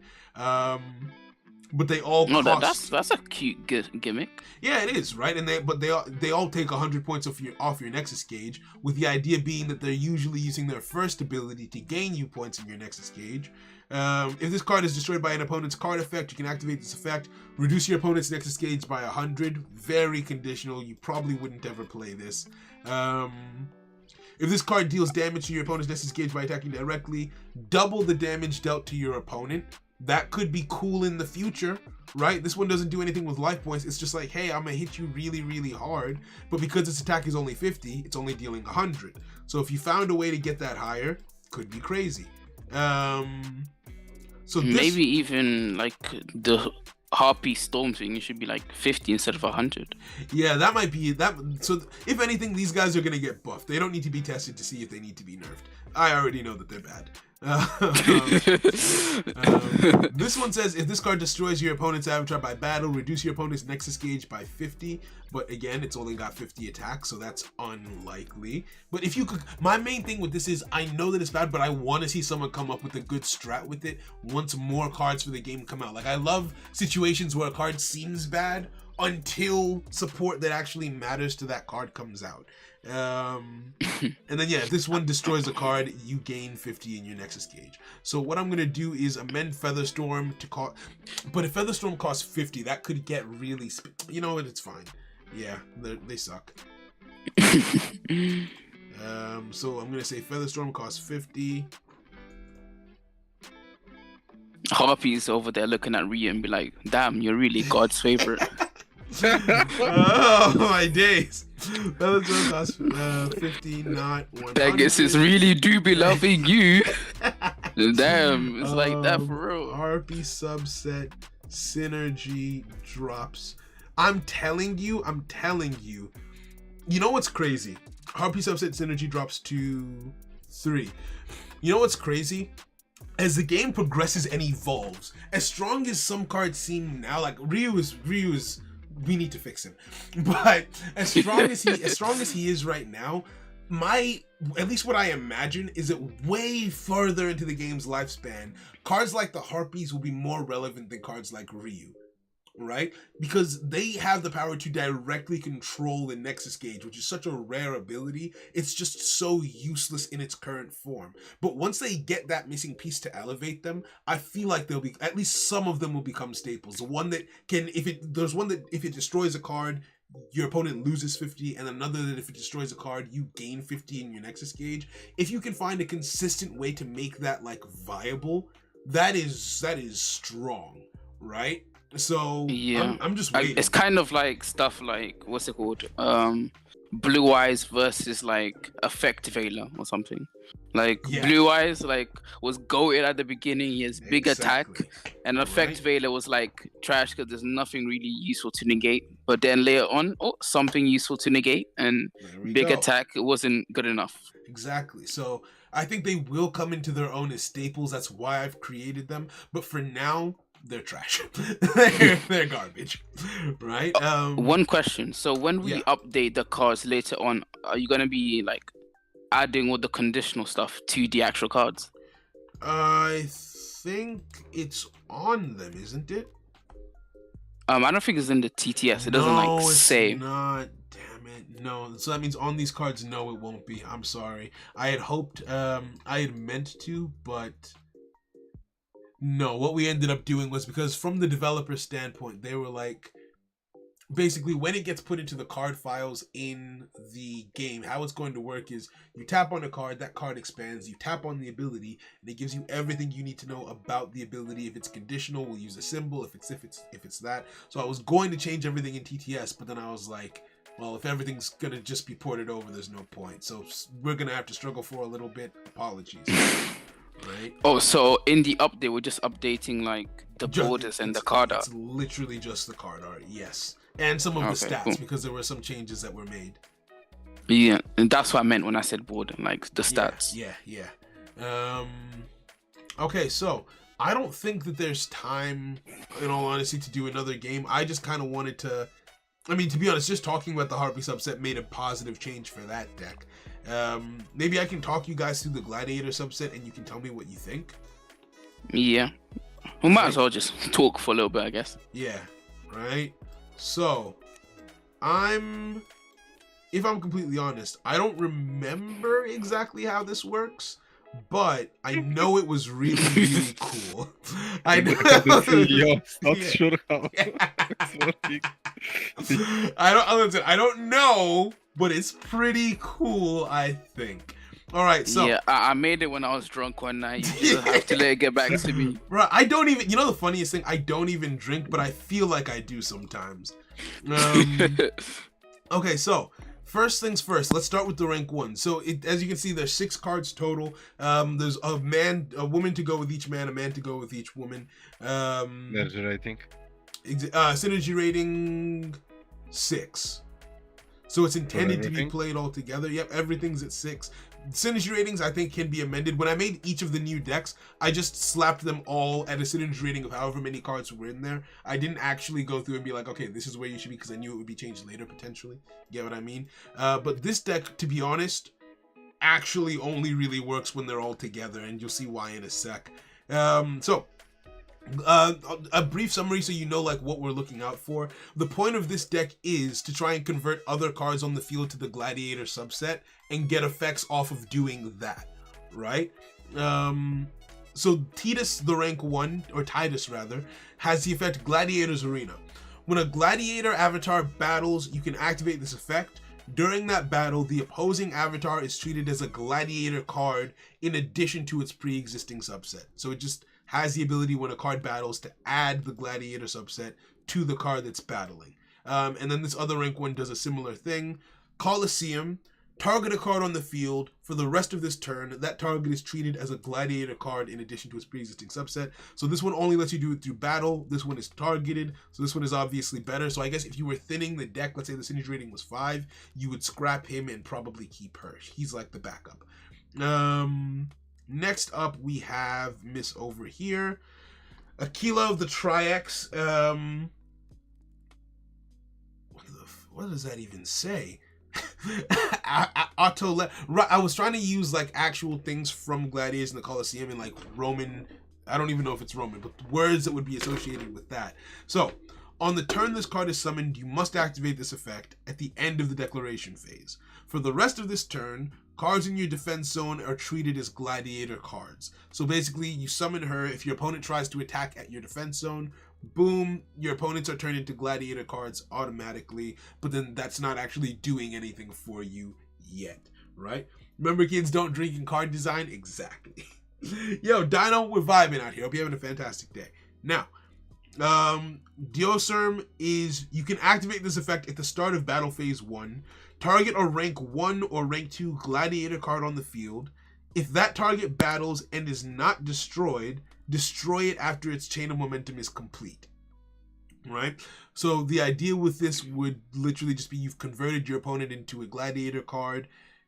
After it battles, hopefully you end up destroying it. Not the most powerful thing in the world because it's after the battle, which means that probably would have destroyed at least one of your cards. Even after chain of momentum. So. Yeah, exactly, right? Like, most cards won't survive the whole chain of momentum thing, but in a situation where you're able to negate, you're able to stop the attack, that means you get to keep your monster and destroy the card, which would be cool. This one over here says, when this card battles a gladiator avatar, you can activate this effect. Increase this card's attack by half of its current value, rounded up to the nearest multiple of 50. So yeah, same simple idea. You turn an opponent's card into a gladiator card. This card gets a boost when it fights it. Second effect says, when another gladiator card you control battles a gladiator avatar, you can activate this effect. Increase your gladiator card's defense by half of its current value. So the same thing for defense, but for other cards. So on a turn where you summon this and this on the same turn, your defense is just going to be massive. It's just going to be extremely beefy on defense. And then the two main cards be... Yes? You're increasing by half of its current value. Yes. So we're going into 25s. No. The nearest multiple of 50. Yeah, in the nearest multiple of 50. So right. 25 rounds down to 0, right? Mm-hmm. Shit. Or rounds up. The first, sure. That's the thing. The first ability says rounds up to the nearest multiple. The second effect says rounds down to the nearest multiple. Okay. Although I guess the nearest multiple of 50, is that 50 or 0? It'll be 50. 0 is the... If you're rounding down... If you're at 25. If you're at 25... Rounding down, you're rounding down to 0. If you're rounding up, you're rounding up to 50. Okay. Yeah. Well, to be fair, but it's unlikely that we'll be in that situation because... unlikely. It's not unlikely. Yeah, I was about to say because no, because if a card has 50 defense, then that's a situation we'd be in. Anything over 50 defense, like for example, if it has 100 defense, you won't be in that situation, right? The defense on these cards is okay. You have 0 anyway. I mean, but if you're at 150, then still, do I round to 50 or to 100? Yeah. It's good that it says rounds up, rounds down. So it specifies, you know. So is this the Spartan archetype just swapped, or is Spartan something else? What's a Spartan archetype? Because I remember, wasn't there like something with like 300 or something? I remember something similar to that. That's these guys. So wait, what? One of these affects 300? They had a rune called 300, but I think I've saved that for later. Because I'm pretty sure 300 is Spartans, not gladiators. Oh, well, anyway. Exactly. Yeah. That's a problem for future. We don't have to be... they have the rune 300. Historically accurate. Exactly. It's a fictional game, bro. We don't have to be historically accurate. Yeah. When an effect is activated that targets a gladiator card you control, target another gladiator card on the field. The effect now targets that card instead. So, yeah, the idea just being, hey, there's so many of us that you don't know who you're targeting. Shut up. Anyway, then we have... You can't see me. I'm literally a wrestler. Basically, right? So you have the rank 3 male one, which says... Helm of Spartacus, first ability. When this card When this card is summoned, you must activate this effect. This card cannot be destroyed by battle with another gladiator card on the field. That's a permanent thing. It's when it's summoned, it's like, okay, you can't be destroyed by battle with a gladiator card. That's not until the end of the turn. It just can't be destroyed by a gladiator card by battle. It can still have its attack reduced though, so it might still be on the field, but itty bitty. Achilles heel. Target a gladiator card on the field. That target loses 100 attack and 100 defense until the end of this turn. So make another card a gladiator, reduce its attack. At the start of the wave, you can activate this effect. This card gains 100 attack for every other gladiator card currently on the field. Other gladiator cards you control cannot attack this turn. Right? So same idea. Get as many gladiators on the field as you can, then boost its attack. Provocator has the effect Queen's Gambit. If this is the first turn of the contest, you can activate this effect. Destroy this card. Every card currently on the field is treated as a gladiator avatar in addition to their pre-existing subset. That's just a permanent thing. That's, the chess move? I guess. Oh. Well, I can infer from the context. Yeah, that doesn't hit as hard if you don't know the chess move. But basically, yeah, it's a move that you do in chess. Where very early on you put your queen at risk, but it has the ability to win you the game. Gambit. Okay. Right? So yeah, right? Did someone say ban? Wait, hold on. Fear? Wait. Wait. Right? The next effect on her is Warhorse. You can activate this effect when 2 gladiator cards battle. No gladiator cards can be destroyed by battle this turn, so it's just a way of protecting your gladiator cards, but if your opponent's card is also a gladiator card, it would also be protected. And Nightingale. You can activate this effect from the graveyard at the start of the wave. If it is turn 3, and there are at least 6 gladiator cards on the field, summon a gladiator card from your graveyard. So basically, from the graveyard on turn 3, you can summon a gladiator card, probably this card after using Queen's Gambit, and that's the entire subset. This is everything that they've got. I expect them to need tweaking. I don't know how it's actually going to play out in like a battle, because it almost seems like the issue of, like, for example, those Reapers. Not even Reapers. I was thinking more along the lines of, what was that deck that needed to generate tokens in order to do what it did? I think it was Stygian Grey. No, not even Shamans. Shamans, right? Which we ended up taking out because needing to generate tokens for your effects is tough. Well, this one needs to convert other cards on the field to other stuff for its effects, but I feel like that's not as tough as token generation, but that's the only fear that I sort of have with this deck. I know that they might need some amending, though, because I can already imagine some, like, stall that you can do with Hadrian if he's in your defense zone, so this might need to be assault zone only, and so on and so forth, right? But that's just kind of the general idea of it. I would say Provocator. Yeah. Damn, she's really a warhorse. Yeah, like she, in my opinion, is probably the strongest card in the deck, right? Wait, I thought of the funny, instead of calling the rune 300, call it CCC. The Roman number. Wait, is that actually the Roman numeral for 300? That could actually be a cool joke. It is. That could actually be a cool joke, because people won't know it, so they won't call us out for our historical inaccuracy. Yeah, I mean, it sounds like problem fixed. Yeah, that could be a vibe, right? Yeah, you know what? At first it was a joke. Now I'm all in. I'm changing it. Now I'm all in.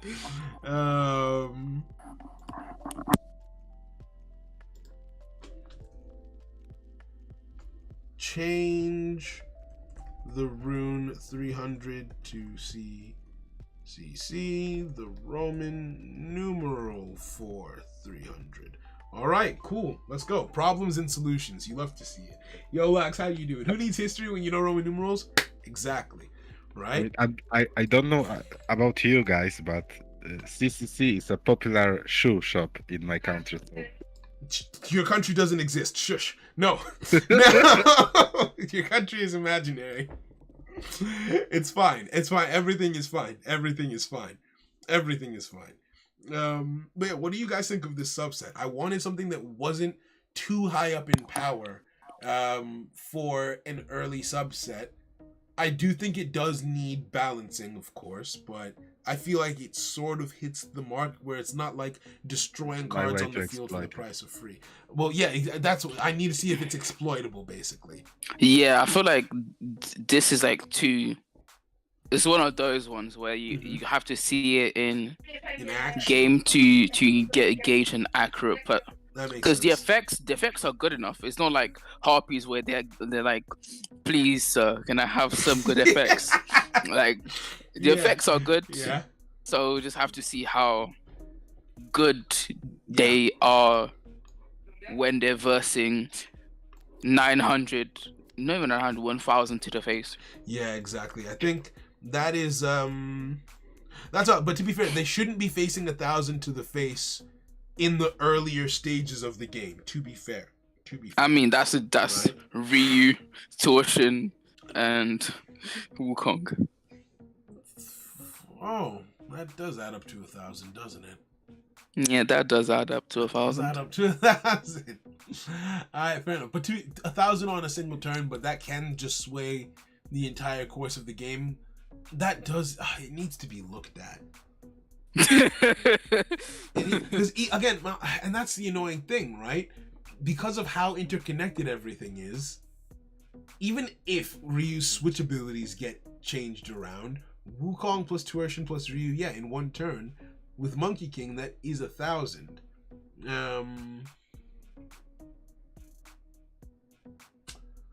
Game balance is tough because you couldn't really stop a player from doing. I think that might just have to be an acceptable loss. Like for example, Half of the toughness comes from you loving the subset. What do you mean accept? Wait! I just realized that you said acceptable loss. No. Let me tell you why. Like for example, that takes you summoning 3 cards in the assault zone. If in the Forest Guard subset you wait, hold on. And you can't summon 3 cards in the assault zone. Hold on, it's not 1,000 to the face, it's 700 to the face and 300 on the side. Still massive, but let's say you took the Forest Guard subset and you had what's his name? Minos, and you had Entity and Selenis. And Selenis, right? That's your turn 1. You have 3 set cards. Let's just say for argument's sake it's turn 1, your opponent has two runes, you have 3 runes. You can activate Danger Beast to get up to math. So it's 50 per, so 5 plus 50 is 250. Okay, so that brings you up to 400 on him. Plus, you've got 3 runes that you're activating. Selenis has those 3 counters. Minus gets 50 per rune, so that's 150. So that's 300. No, So if you're putting Minos gets it per counter, so he would only get 3 in one turn. Actually, no, he would get 4 on turn 1 because startup. 4.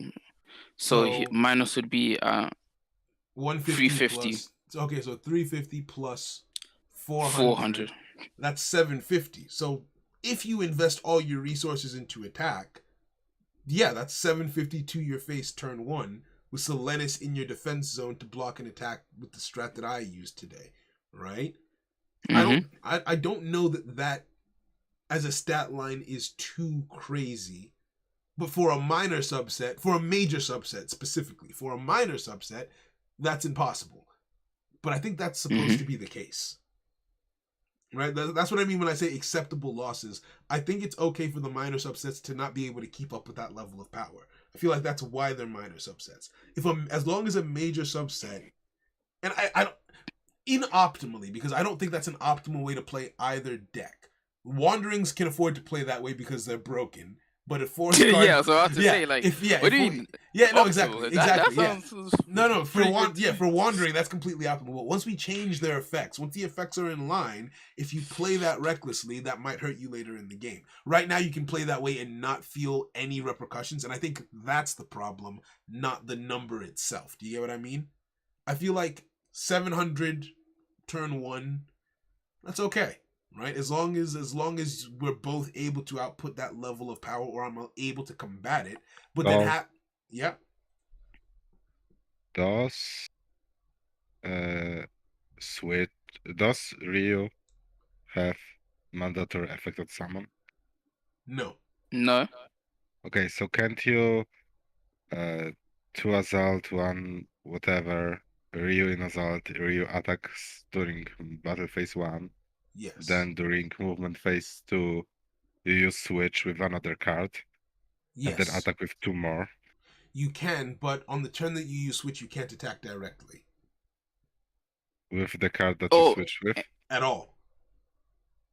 At all. You cannot attack directly at all the turn you switch. No, the turn you switch, you can't attack directly at all. It was a problem that we ran into before, where you could just switch a card out of your opponent's defense zone and put your card there and just get a free attack. So you can't attack directly the turn that you switch. Because I've been trying. You guys don't believe me when I say I've been trying to bring Ryu's power down. Like we believe you. We were there. Oh yeah, we were there. Right. Dragon Dance used to be a lot worse. I remember. Yeah. Right. But yeah, you cannot attack directly this turn at all.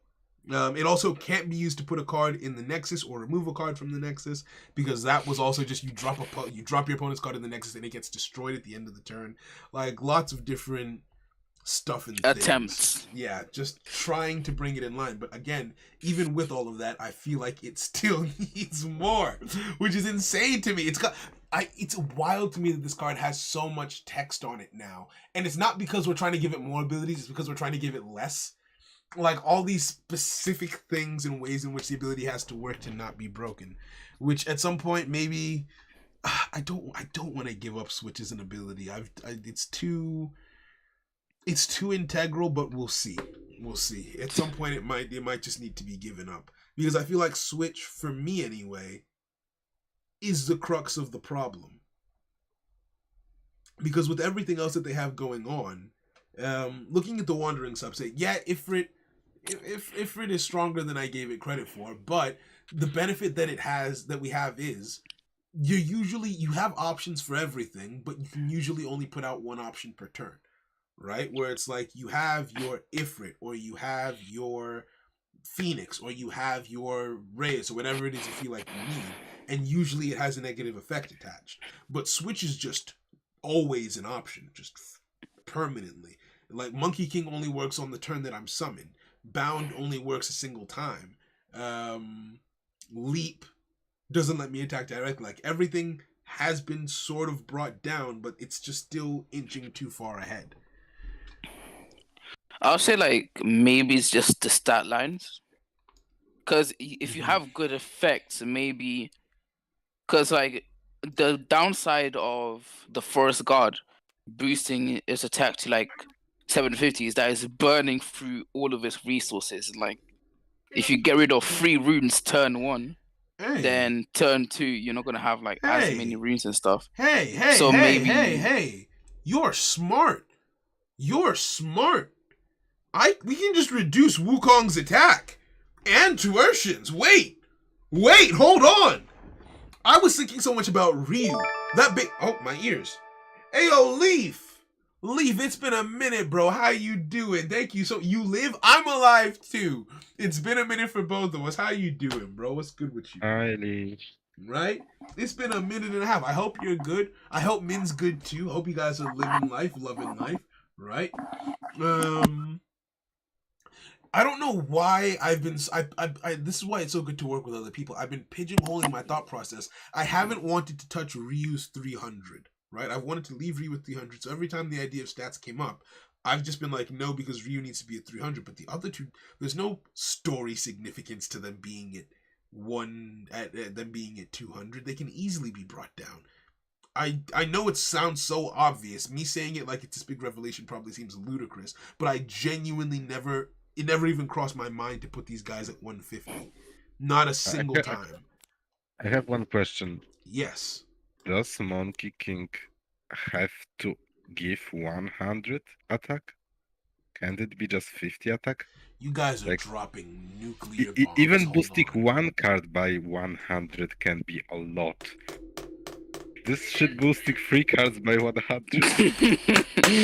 Like, if you make Wukong 150, boost 50, that might solve a lot. Even leaving Turshan alone. I was like 150, because like now like the power level's been decreased like if even like Forest Guard, like both of it minus and entities are 150, and they have powerful effects. You guys So are maybe making excellent points. I think I do agree. Bring Wukong reduced to 150 attack.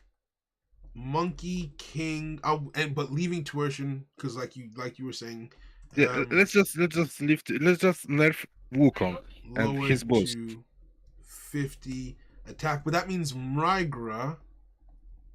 Because you usually play lowered Wukong in to counter, and that's 300 blocker. Now it's only 200 blocker. and that's a lot. Yeah, you better. focus on your Azult, but you don't have such a powerful blocker and no defense now, so your opponent has an opportunity to counterplay on his first turn. yeah. That's So if really you're smart. pressing your opponent can press you back. No, that's really 'Cause really this- smart. Yeah, that's why I think for now just Wukong and see how it goes. Yeah, I mean, to be honest with you, now that we've actually started touching things a little, I am now so very tempted to put Ryu at 250. I'm happy with that as well. Because the main reason why I didn't is because of the Reaper subset. Umbridge the Reaper at 300. Ryu was supposed to be at 300 to sort of show their rivalry. It's entirely from a writing standpoint. But if anything, and this is me pulling something out of my ass, but Torin, the main character, is supposed to be the underdog who's weaker than the person who wields the Umbridge the Reaper at 300. It makes sense that he would have to use stat boosters to get to that level. And with how the story's being written now, I don't have to justify it in story how he's able to do that, right? I can just do whatever and have it and make it make sense, basically. Plus, Ryu gets evolutions over time. Meanwhile, the Reaper subset, well, I don't have them planned to. Maybe they will anyway, but we'll see. So, I think I can justify Ryu taking a 50 attack hit. And I feel like that will help a lot. Fire Also- Ryu can have the 300 attack. Exactly. So remember, look at Yes. Pokemon, look at Yu-Gi-Oh, look at everything. The cards in the anime do not match the cards in the real game. You do make a point. I've been trying. So if 'cause- you need, you can make some cards like boost more, like Reduce Wukong Ryu boost by more for what if you need that for a match, etc. Right? Yeah, I think that's fine. And to be honest, what I've been trying to, because I've always hated when it's like, oh, I don't like anime exclusive effects because it doesn't. When I watch Yu-Gi-Oh, I don't think Yugi is good at Yu-Gi-Oh. I think he sucks because his cards don't do what they're supposed to do, right? So I wanted to avoid that, but at the same time, I can just make anime, rather than anime exclusive effects, it could be anime exclusive cards, or I could just change the writing style a bit, like you've mentioned. It's gonna be fine. I think Ryu can take a 50 You can attack do hit, stuff like Right? field bonuses from right? Pegasus Island. So there we go. Also, Like- I think I remember Raven mentioning that you wanted to talk to me about card design. Yes, I did say that. I do want to talk to you about card designs. Zane, have you seen the Stygian Grey subset? You mean on paper? You mean arts, or you mean I mean the art. no? Okay, that's gonna be. I'm not into arts. I told you that. Oh I'm right, no, into yeah, you did effects and say. rulings. No, you make an excellent point. Never mind. Okay, put that to the side. But yes, the art for Leaf Gear 2, the art is now more open ended. We can have a conversation about it later, so I can give you like full details and everything. The DVM versus Blue Eyes deal. TBH is the Dark Magician versus Blue Eye deals. Dark Magician is weak, but uses spells to make up for the fact. You know what? To be honest, yeah, it makes sense. Dark Magician has less stats than Blue Eyes. I feel like this isn't a massive nerf. If anything, let's make Ryu 200. No, I'm joking. Hold on. That's actually, hold on. What if we made Ryu 200? Don't. And why I say that is because its two effects, Kirin and Dragon Dance, can boost it by 150 in either stat each turn. The boost stays. Yeah, that was gonna No, ask. as well, actually, no, it doesn't. No, the boost is only for that turn, so maybe not actually. You make a good point. All right, we'll leave it. Because 400 is pretty good, but like 350, not as that's a good. bit sus. Not as good, right?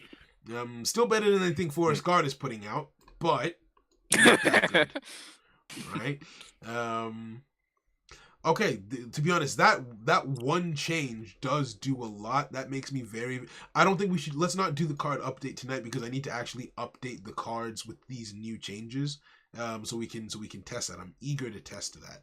In that case, I mean, that's fine. We have till like Friday. So exactly. So while we're here, I just want to see if there's anything else that's sticking out to me. I really love the changes to Wukong. That's absolutely amazing. The only thing I'm thinking is that kind of makes Wukong's staff less useful as an ability, where it can battle from anywhere on the field. But I'm actually okay with that. Never mind, I spoke too soon. I don't actually care. 150 attack from anywhere on the field, bro. That's not. No, it's not attacking you from anywhere on the field. It has to be in the assault zone, but it can attack anyone anywhere on the field. But you are right. That is still crazy, right? So I think it is fine. Because remember, there's also stuff like Zodiac Barrier that can literally like negate your reduction. So Right. you can be like 150 whenever. You can like use a spear to negate an effect whenever you want. You're So right. it's still some smoke. You're right. I think. What do you guys think of Reyes? We rarely ever use her. Venom Pulse. Tribute this card and target a wandering avatar you control. If it is targeted for an attack, the attacking card becomes isolated until the end of the turn. It lets you stall for a turn, basically. Like I actually swapped Reyes for the 200. I think it's dog water, to be honest. What's her stats? She is literally 50 attack, 50 defense. Rank 1. And she has to tribute herself to activate the effect. Is she a support type? Yeah, she's a support type. Okay. So we think she's. I mean, that's very situational. Yes. I think there are other cards that I prioritize more, but I don't think she's useless. Okay, good. That's all I want. She's definitely not. She's not useless. Like you can like in the position I was in Like, when it I was like depends on the 50 meta. ahead. Yeah. I think could, it depends like, on the meta. Maraga stole you. If meta goes super oppressive and stoning for one turn can change the momentum, then she will be played a lot. Yeah, I agree. If meta goes like a slow pace until turn 5, then she won't be played because she brings too low value. No, I agree completely. What does this guy say? Mokus also isn't that good. Well, he's not that. It's not that he's not that good, but you wouldn't play him first. Tribute the Wandering Mokus and target a wandering avatar on the field whose current attack or defense is less than its original attack or defense. So basically a card that's battled, right? Reduce either its attack or its defense to 0 and increase the other relevant value by the amount deducted. That's fine. Right? Don't Grim, I won't forget, not to worry. Right? That's what I was thinking. It's like, okay, in order to use this effect, that card has to have battled and survived, so it's lost stats. And then you can increase its attack back up, but only by however much defense it currently has. I remember I played Mokus, so for me it was good enough to be played. Yeah, I played Mokus as well, but now reading it, I might have. Yeah. I probably should have played what's it called? The other one, Snake Woman, probably, because then I could have stored on Migra better. And Mokus is rank 1 with 150 attack. Yeah, exactly. So that's a lot of value. Even in itself. That's what I say. That's why I played him. To be honest, I want to reduce Mokus's defense because right now Mokus is a 150-150, right? I think that is overall ludicrous. Yeah, I think that's versatile. That was my aim, to make it versatile. It goes sort of hand in hand with, because its old effect was bad, so I changed the old effect and I changed its stats to be in line with its new effect, where it's like, okay, it's a 50-50. Whatever gets hit, you boost the other thing by. So my aim was versatility, but a free 150-150 means that you can use it for either. Maybe a free 100-100 would be healthier. What do we think? I think 150-50 would be stronger. Yeah, I agree with 150-100. I don't know if healthier, but I like his 150 attack. Wait, so you think... I'd rather 150-50. But then thinking about what the deck itself needs, it doesn't really have any defensive cards. Like for offense, we have... I mean, it has Migra, it has Snake Woman. You My It can has always use iron, counter. iron that guy, and it has like wait, runes. wait, hold on. Who are you? Because Snake Lady isn't a defensive card. I mean, she can help you with the defensive effect with the He isolation, but in stalls terms for of one turn. yeah, she stalls for a turn, but she doesn't actually have any defensive stats. You hit her once and she's dead. So other than that one turn where she's stalling, and she has to tribute herself for that stall. So it's not like she's actually like defending you. Migra is in the defense zone defending you. It's got that beefy defense. It's got that good. Phoenix has 0 defense, so that's not helping you. Sorry. Ifrit has 0 defense, so he's not helping you either. Or is it 50? Okay, no. Ifrit has 100 defense. My bad. He has 100 defense, so that's actually not the worst thing in the world, but not the best. Hui has 0 defense. Boss Guardian has 150. Okay, so they've got 3 defensive cards. Bless you. Yeah, that You can iron always- is what I meant by Boss Guardian. You And can I feel like always use counter as defense. You know it. yeah, You that as make well. a good point. You make a good point. Okay, Mokus 150-50. I remember that I didn't struggle on defense. Fair.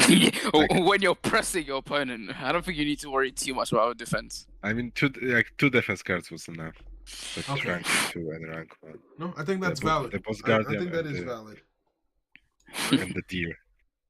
I think that is very, very valid. Okay, so I think Mokus is fine with its ability. I like its new stat line. I'll put it over here. I think Boss Guardian is also fine. It's got it's 150 defense as a rank 1, and if it's destroyed, you get to draw a card. Wait, 150? Yeah, 150. Yeah. Yeah, I've never felt like that was too crazy. There's never been a game where I was like, yeah, like this card won me the game. It's just like, Ooh, Boss Guardian. yeah, you put it down expecting it to be destroyed so you can draw 1. Which it's the only card in the game that draws you a card, which is cool. I think it's. Does anyone have any qualms with leaving this as is, or do you have any suggestions for something that should be changed? I'm cool with it. All right. Let's put this off to the side. A card that so let's look at Tuition first, actually. So Tuition has already been nerfed. Bound only works once. So it can return itself back to your hand 1 time for the contest, which I think is still really strong. It's just a free revival. Well, not free revival, it's to your hand, so you have to pay the cost for it again. But that's good, right? And then you have the leap ability, which just lets you bypass the counter zone, but you can't attack directly. And that's what is now going to become its main ability that it uses, but then it won't be attacking directly the turn that it does that. I feel like that's balanced at 200, and now it's only going to get 50 off of the Wukong. Mm-hmm. So I feel like changing Wukong actually helps a lot, right? It actually balances things a lot more. I really like that change, you guys. I mean, yeah, like before I would have said like the 3 most broken abilities in, I would say like it's Leap, Monkey King, and what's it? The like Switch. I would say like 3 most broken Really? abilities. Yeah. I would have agreed Leap, and it got nerfed to not attack directly, but I guess I just never saw it. I never really thought of Monkey King as being that strong, but hearing you actually explain why that's insane, it's like, oh, wait a second. Yeah, most cards can only give you like 100 on a single card, whereas on summon, I think in my mind it wasn't broken because he can only do it once, and that's on summon. But that's still a lot of stats. That's a potential 300 on summon, which is for a rank 2 ridiculous. So yeah, that's a lot healthier. Migra is the same thing, but for defense on summon. And Migra is not that good. Its other effect is if a wandering avatar you control is sent to the graveyard, target a card on the field, that card becomes isolated. That's not... The difference between Monkey King and Migras is that Monkey King affects the offensive zones, which there are 2 of, and Migra only affects the defensive, which is only 1. That's and true. So is most of the time it's less of a boost, and if boosting yourself defensively for 1 turn isn't as significant, because you literally have to time it perfectly, otherwise the boost isn't going to be You know what? effective. Fair play. I'm gonna leave Migra at 100. let Migra boost you by 100 defense. That actually makes a lot of sense because this isn't winning you the game; it's keeping you from losing, and that's something very different. So we can leave it as a. And you know the thing, it's been this, and it never goes in. It's never in the opening hand. No one ever starts with Migra. So yeah, I don't even know if it's a boy or a girl, but it's fine. Let's see here. Ifrit we already talked about. I think stats wise, 0-100 on a support type, rank 1 is fine. I mean, it has horns, so I would assume it's a boy. Oh, you make an excellent point. Yeah, it's a boy. Ifrit we've talked about. It's gonna have some changes made. Make something void instead, and maybe put a rank limit on that, so you can't just steal super high rank cards. So we can put that to the side. Phoenix I've looked at, and I tried. Right, I feel like it's actually okay, but let's see what you guys think. Tribute this card to target one wandering avatar on the field. The targeted card cannot attack directly. Also, its attack or defense becomes doubled. Then at the end of the turn, return that targeted card to your hand. Yeah, I feel like we spoke about this before we stopped doing it, but we're just like trying to establish if returning was a good thing or bad thing. Right. On Ryu, it's a bad thing, but on Wukong, it would be a good thing. But now that we've reduced to Wukong, now it's only 50. Maybe it's not too crazy. We can probably like test it and find out. Yeah, agreed. And also, I remember what we even said was that the Phoenix recalls. The Phoenix recalls, not returns. So I think this is actually old card art. Yeah, that's true. So put that up there so I know to save that. So the Phoenix recalls, not returns. I think the Phoenix is hopefully okay. A double and then a return doesn't seem that insane. Oh yeah, because I think we even like spoke about, because I spoke about this before the recall mechanic was taken out the game. So yeah, we brought it back in for this purpose. Now that it's out of the game, there's no like conflicting information. Like, exactly. This specifically is talking about this interaction, and this interaction works like this. Exactly. Now, Wild Roar. When a rank 2 or higher wandering avatar you control battles, you contribute this card. That card gains attack equal to the attack or defense of the avatar it's currently battling. After that battle, that wandering avatar is sent to the graveyard. So you can destroy anything, but then you also end up getting destroyed. I feel like that's okay. You basically go -2 for a -1, which it's just there to help you deal with problem monsters. That's shits on top heavy decks. That's all. Yeah, it's kind of crazy. Yeah, like if there's a deck that puts all of its resources into one big card, then this one card will topple it, right? But then if you have a deck that has a balanced spread of multiple strong cards, you've just gone -2, and you've only taken out one card. I feel like it's a double-edged sword in that sense. What stats does this card have? 0/0. Okay, so is this like its only job, only purpose in life? Yeah, its only purpose is to tribute itself to activate its effect. I mean, not only purpose. It may block like just direct attack. True. It can block. Yeah, it can also be a meat shield. But yeah, no, I think I really, because again, we never use it.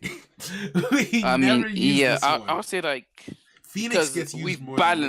We balance the game to be not top heavy, so it's not as applicable. Maybe in the future, when eventually lets us go crazy and build a towers, it'll be good. Right, so I think that is okay. And I mean, a great thing about the fact that we're not going physical anymore is the fact that even if something isn't okay, there's balance patches. We can change things, so that's okay. I just want it to be as good as possible to make it easier for the developers, because like what they've explained to me is like, yeah, you can just hire us again, and if we need a balance patch, we can do that. But it could be £1,000 per balance patch. So you see why I have an incentive to get it right the first time. Yeah, damn. Yeah. Balance. That's kind of hefty. So that's and I think that's why a lot of games, rather than fixing things like the day that it happens, they get like a bulk thing to fix, bulk list of things to fix, and then they go in and fix it. At least maybe, I don't know if that's actually how it works, but yeah, that's how this is gonna be. That's how will we do it? Exactly, that's how we're doing. Now,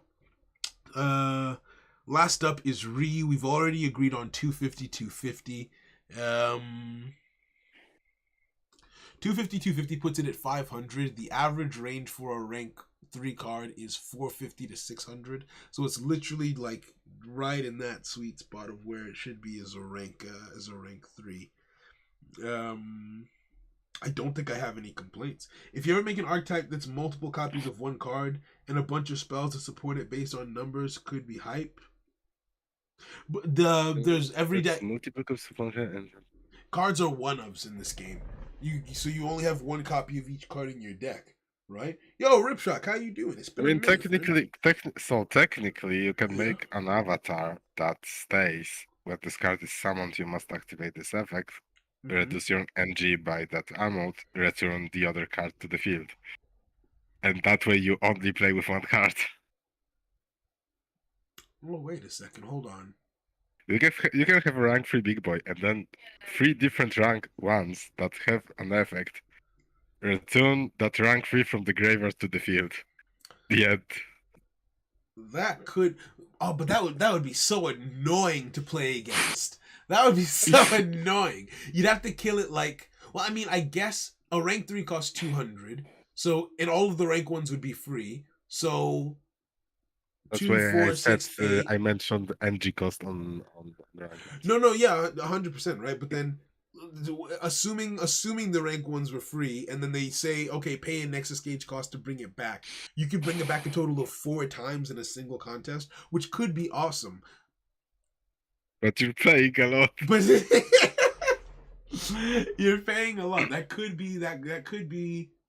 I think that's actually a fun idea for a deck, honestly, right? Where, yeah, it's top heavy, but it comes back, you know, it's not dead. And every time you bring it back, you would have to start off in a basic zone. Plus, you have to figure out how you're protecting those rank 1s. The two things can kill you. Either A, your opponent kills you by just dealing with your rank 1s or that rank 3 so it can't keep coming back. Or B, you kill yourself because you're left with 200 points in your gauge.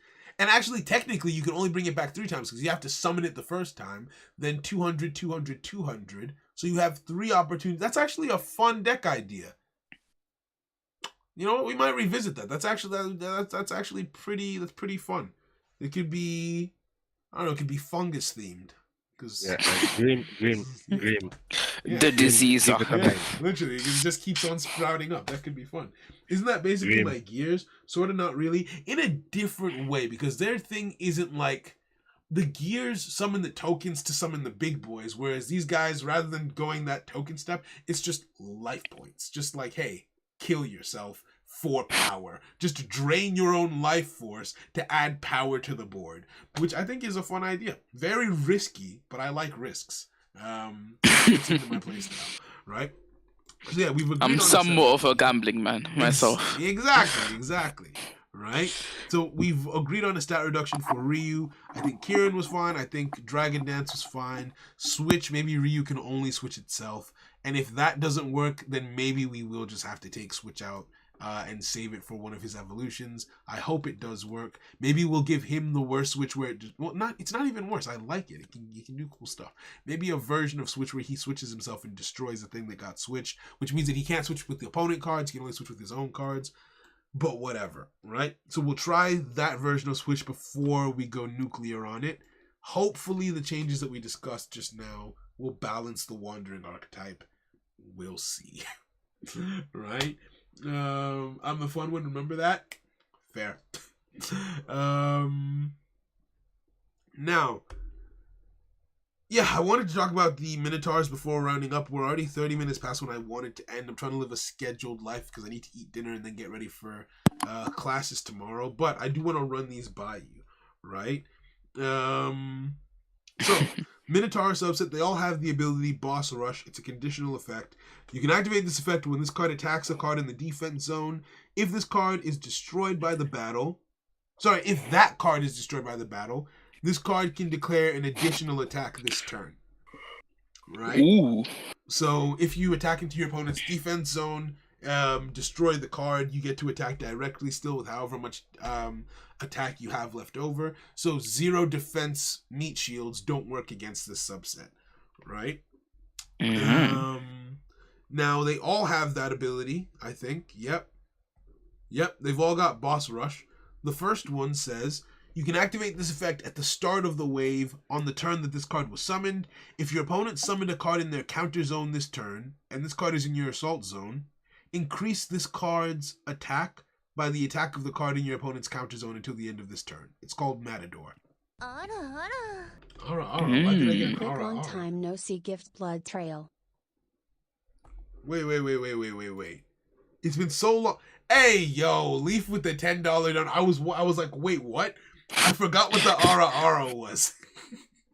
Thank you very much. So forgot the sound of money. I was like, wait, hold on. What? I know I've been relearning what all of the sounds mean and do. Thank you very much, bro. I appreciate that massively. Thank you. Right? What's blood trail? I feel like I should be more concerned about that, but I'm not. Thank you, man. I appreciate that, bro. So yeah, the idea of this is like a bull running at something. Now, it is what Hui does, where it makes your attack equal to whatever. It gives you as much attack as whatever it's attacking you, so it's a guaranteed win. But it can only do it on the turn that it's summoned, and it can only do it to a card in the counter zone, right? This one, Athens 14. You know what? I just got hit by a wave of tiredness that I did not see coming. Hold on. I think that burst of emotion when Leaf gifted. Oh, that was the last of the gas in the tank. I've never I have, but it's just like it's shocking. It's shocking. I didn't realize I was on my last legs. Okay, let's keep going. Athens. I think this is Athens 14. I'm pretty sure. I'm bad at Roman numerals, but I made this, so it's Athens 14. You can activate this effect at the start of the wave on the turn that the card was summoned. They all do something on the turn that they're summoned, I think. Tribute 2 other Minotaurus avatars you control. Increases this card's attack by the attack that the tributed cards had on the field. As a point, the first one has 200 attack. This one has 100. Another one has 50. And the last one has 50. Right? Third one, Pasiphae. You can activate this effect at the start of the wave on the turn this card was summoned. Target a Minotaurus avatar in your graveyard. Summon it in your assault zone. So this is a revival effect. Which, hey, fun times. Maybe you bring back the Matador for a boss rush. This is a minor subset that I feel like is tightened enough to actually play almost as a major subset. We'll see. Reading Matador again, where it can just lift its attack to whatever's in the counter zone, does seem kind of strong, but it's not insane, I would say. The last one is Renrir, Labyrinth Guard. You can activate this effect at the start of the wave on the turn this card was summoned. If this card was summoned in the counter zone, return any card that attacks it this turn to its point of origin before the battle takes place. Kind of like the Labyrinth. Hey yo, Zane with the dono, bro. Thank you, guys. Thank you very, very much. I appreciate that. Thank you for the membership. We're getting back to it. I appreciate you. What's up? Any water? No, but there's water downstairs. You just wanted my water. Okay. Thank you very much, bro. I appreciate that. Right? So yeah, this is like Labyrinth. If you attack into it, you get confused, you end up back where you started. So this is very much based on the Daedalus Bull. But yeah, that is the vibe of this minor subset. They've got a synergy rating of 4. In all honesty, I think they're at a solid power level. Did you call me? What? Iams, did you call me? No. Okay. Yeah, I think that these guys are at a solid power level. I feel like the gladiators do need to be tested more on paper because they've got weird effects. These guys seem relatively straightforward. It's just aggression, effectively. Yeah, I kind of want to do like these guys and like let's say what's it called not the Damien, Valiant. These Probably guys, see how it goes. that could be cool. These guys bring the offense, they bring the defense. That could actually be really cool as a strat. My only fear is that you might not have enough offense in a deck like that, because this guy can destroy whatever's in the counter zone, so he has a guaranteed You don't need a lot of offense if you have value. If you use not a lot of your Nexus Gauge, you don't need a lot of offense. I mean, that is true, but these guys are all rank 2, so they all cost 100 each. Yes. That's actually not that high, to be fair. You make a good point. Yeah, okay. These guys, I think these guys are a solid shout. My thought process is this is going to be the main guy. You would rush in with this, destroy whatever's in the counter zone, make it over here. Then if this gets destroyed, you save this to resummon it back, so you have two opportunities to use this. Then maybe at some point you use Athens 14 to get like a big boost and get rid of all the cards. So I would say you have like 3 massive waves of attack with this deck. Out of 6 turns, so right. Which one question is, yes. So let's say you have like a situation, you have like a 0 attack and a 100 defense guy. You attack into the 0, the chain momentum takes you into the 100. Does the boss rush then activate, or does the boss rush activate after you destroy like the first 0? So it would activate after you destroyed the first. Well, no, the chain of momentum would conclude, right? The chain of momentum would carry you into the 100. But even assuming that the chain of momentum didn't carry you into it, boss rush activating would still force you to attack the 100. Boss rush doesn't say you attack directly; it says you attack again. Right. So that's what I'm asking. Where does boss rush activate? In between the 2 attacks, or after the second attack? No, it activates after the chain of momentum. Yeah, I guess you could. Technically, you could use it in between if you want. Because it's conditional. So after you've destroyed a card, if you wanted to, I guess you could. I don't see why you would, but it would be activatable technically because you destroyed a card. But you would activate it after you've destroyed the final card, so you can attack directly, because chain of momentum will just carry you. That's the most optimal play to activate it at the end. Yeah, that's fine. I just wanted to, because when you said that you attacked, I was wondering if it was like an activated or conditional, just like as soon as you destroy something, boom, you have to attack, or if you get to choose. You don't have to. It's because if it was a mandatory conditional, then yeah, that would be kind of awkward because you would destroy one and you'd be forced to do it. And it would be worded the first time you destroy a card by battle system. But it's a regular conditional, so it's just you destroy a card, you can attack again. So you would wait till you destroy the last card. I was just wondering because like I wanted to make sure like. No, that makes sense. Because I wanted to know if like which one of these, if I can activate both of the effects per turn, if I can activate one of them.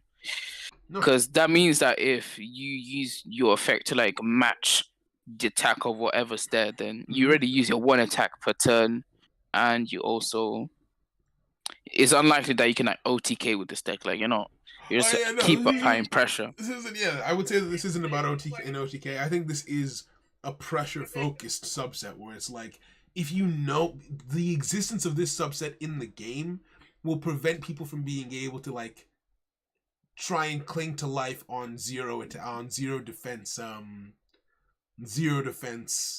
meat shields, basically, because bunguses, because you know that these guys will just come for your neck and it won't matter, right? But then again, because of battle priority, because of like, okay, who gets to attack first, maybe these guys don't get the first attack, so you can still hide behind your meat shield. You never know, right? But yeah, that's it. So I think we round up here. I need to eat and then I need to sleep for class tomorrow. I need to prepare a lesson, but I'll do that later, so it's fine. Right. The kids will be fine. They won't know if I don't prepare. They'll believe whatever I teach them. No, I'm joking.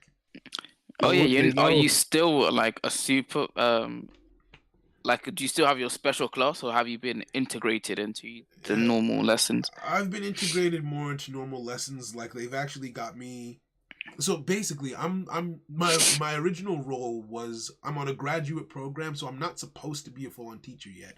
But I've basically just taken on teacher responsibilities to the point where they've offered to hire me, take me off of my program, and just hire me as a teacher next year.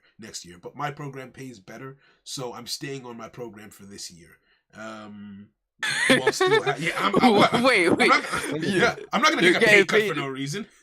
You're getting paid better. That's so Yeah. sad. Like I'm not getting a pay cut for no reason. Screw that. No. Lamar, Um, they're thinking they're doing something well. You're just making bread. No. So I'm staying on my program, and then my program is ending this year, so I can't do it again next year. So then I'll take on an official role with them next year. And go through all like the necessary stuff and stuff. But the kids, no. Yeah. I love teaching. I love being. I've actually really enjoyed it. Right. The only problem I have with teaching is that it doesn't pay enough. Right. Like I'm not afraid. I've told them that directly. Like I'm not afraid to say that. Like I don't know if I see myself in teaching long term because I don't like how it pays. But right now, it's a profession that lets me make bread while also having enough time to work on my own projects, while also being able to have an impact on younger people. Like if I was working, my cousin's working in a bank, and I was like, oh, I kind of want to see about that, right? Like lean in that direction. But the hours that you do, I wouldn't have time to work on the TCG. I wouldn't have time to write for Nexus. So I feel like I'm getting a pretty sweet deal right now. So yeah. Yeah, maybe next year you can move to the bank. Yeah, we'll see. After maybe not next year specifically. I'm thinking because next year I'm gonna be working with them. Will hopefully it's plans on plans. We'll see. Let's not jinx anything for right now. Anyway, I need to go get my life sorted out. It's 45 minutes. I am 45 minutes off schedule. It's a problem. It's everything's gonna fall apart. I'm gonna miss school tomorrow. I'm gonna wind up butt naked in the parking lot. I'm just gonna. Hey yo. Yeah, thank you guys. Thank you everyone for coming. Zane, the membership. Leaf, same to you. Everyone, I appreciate you guys massively. We're getting back to it, and I will see you guys. The next Nexus stream that we have is Friday, but I might, if there's time after school on Wednesday or Thursday, stream casually over on Twitch. Right? Okay, see you.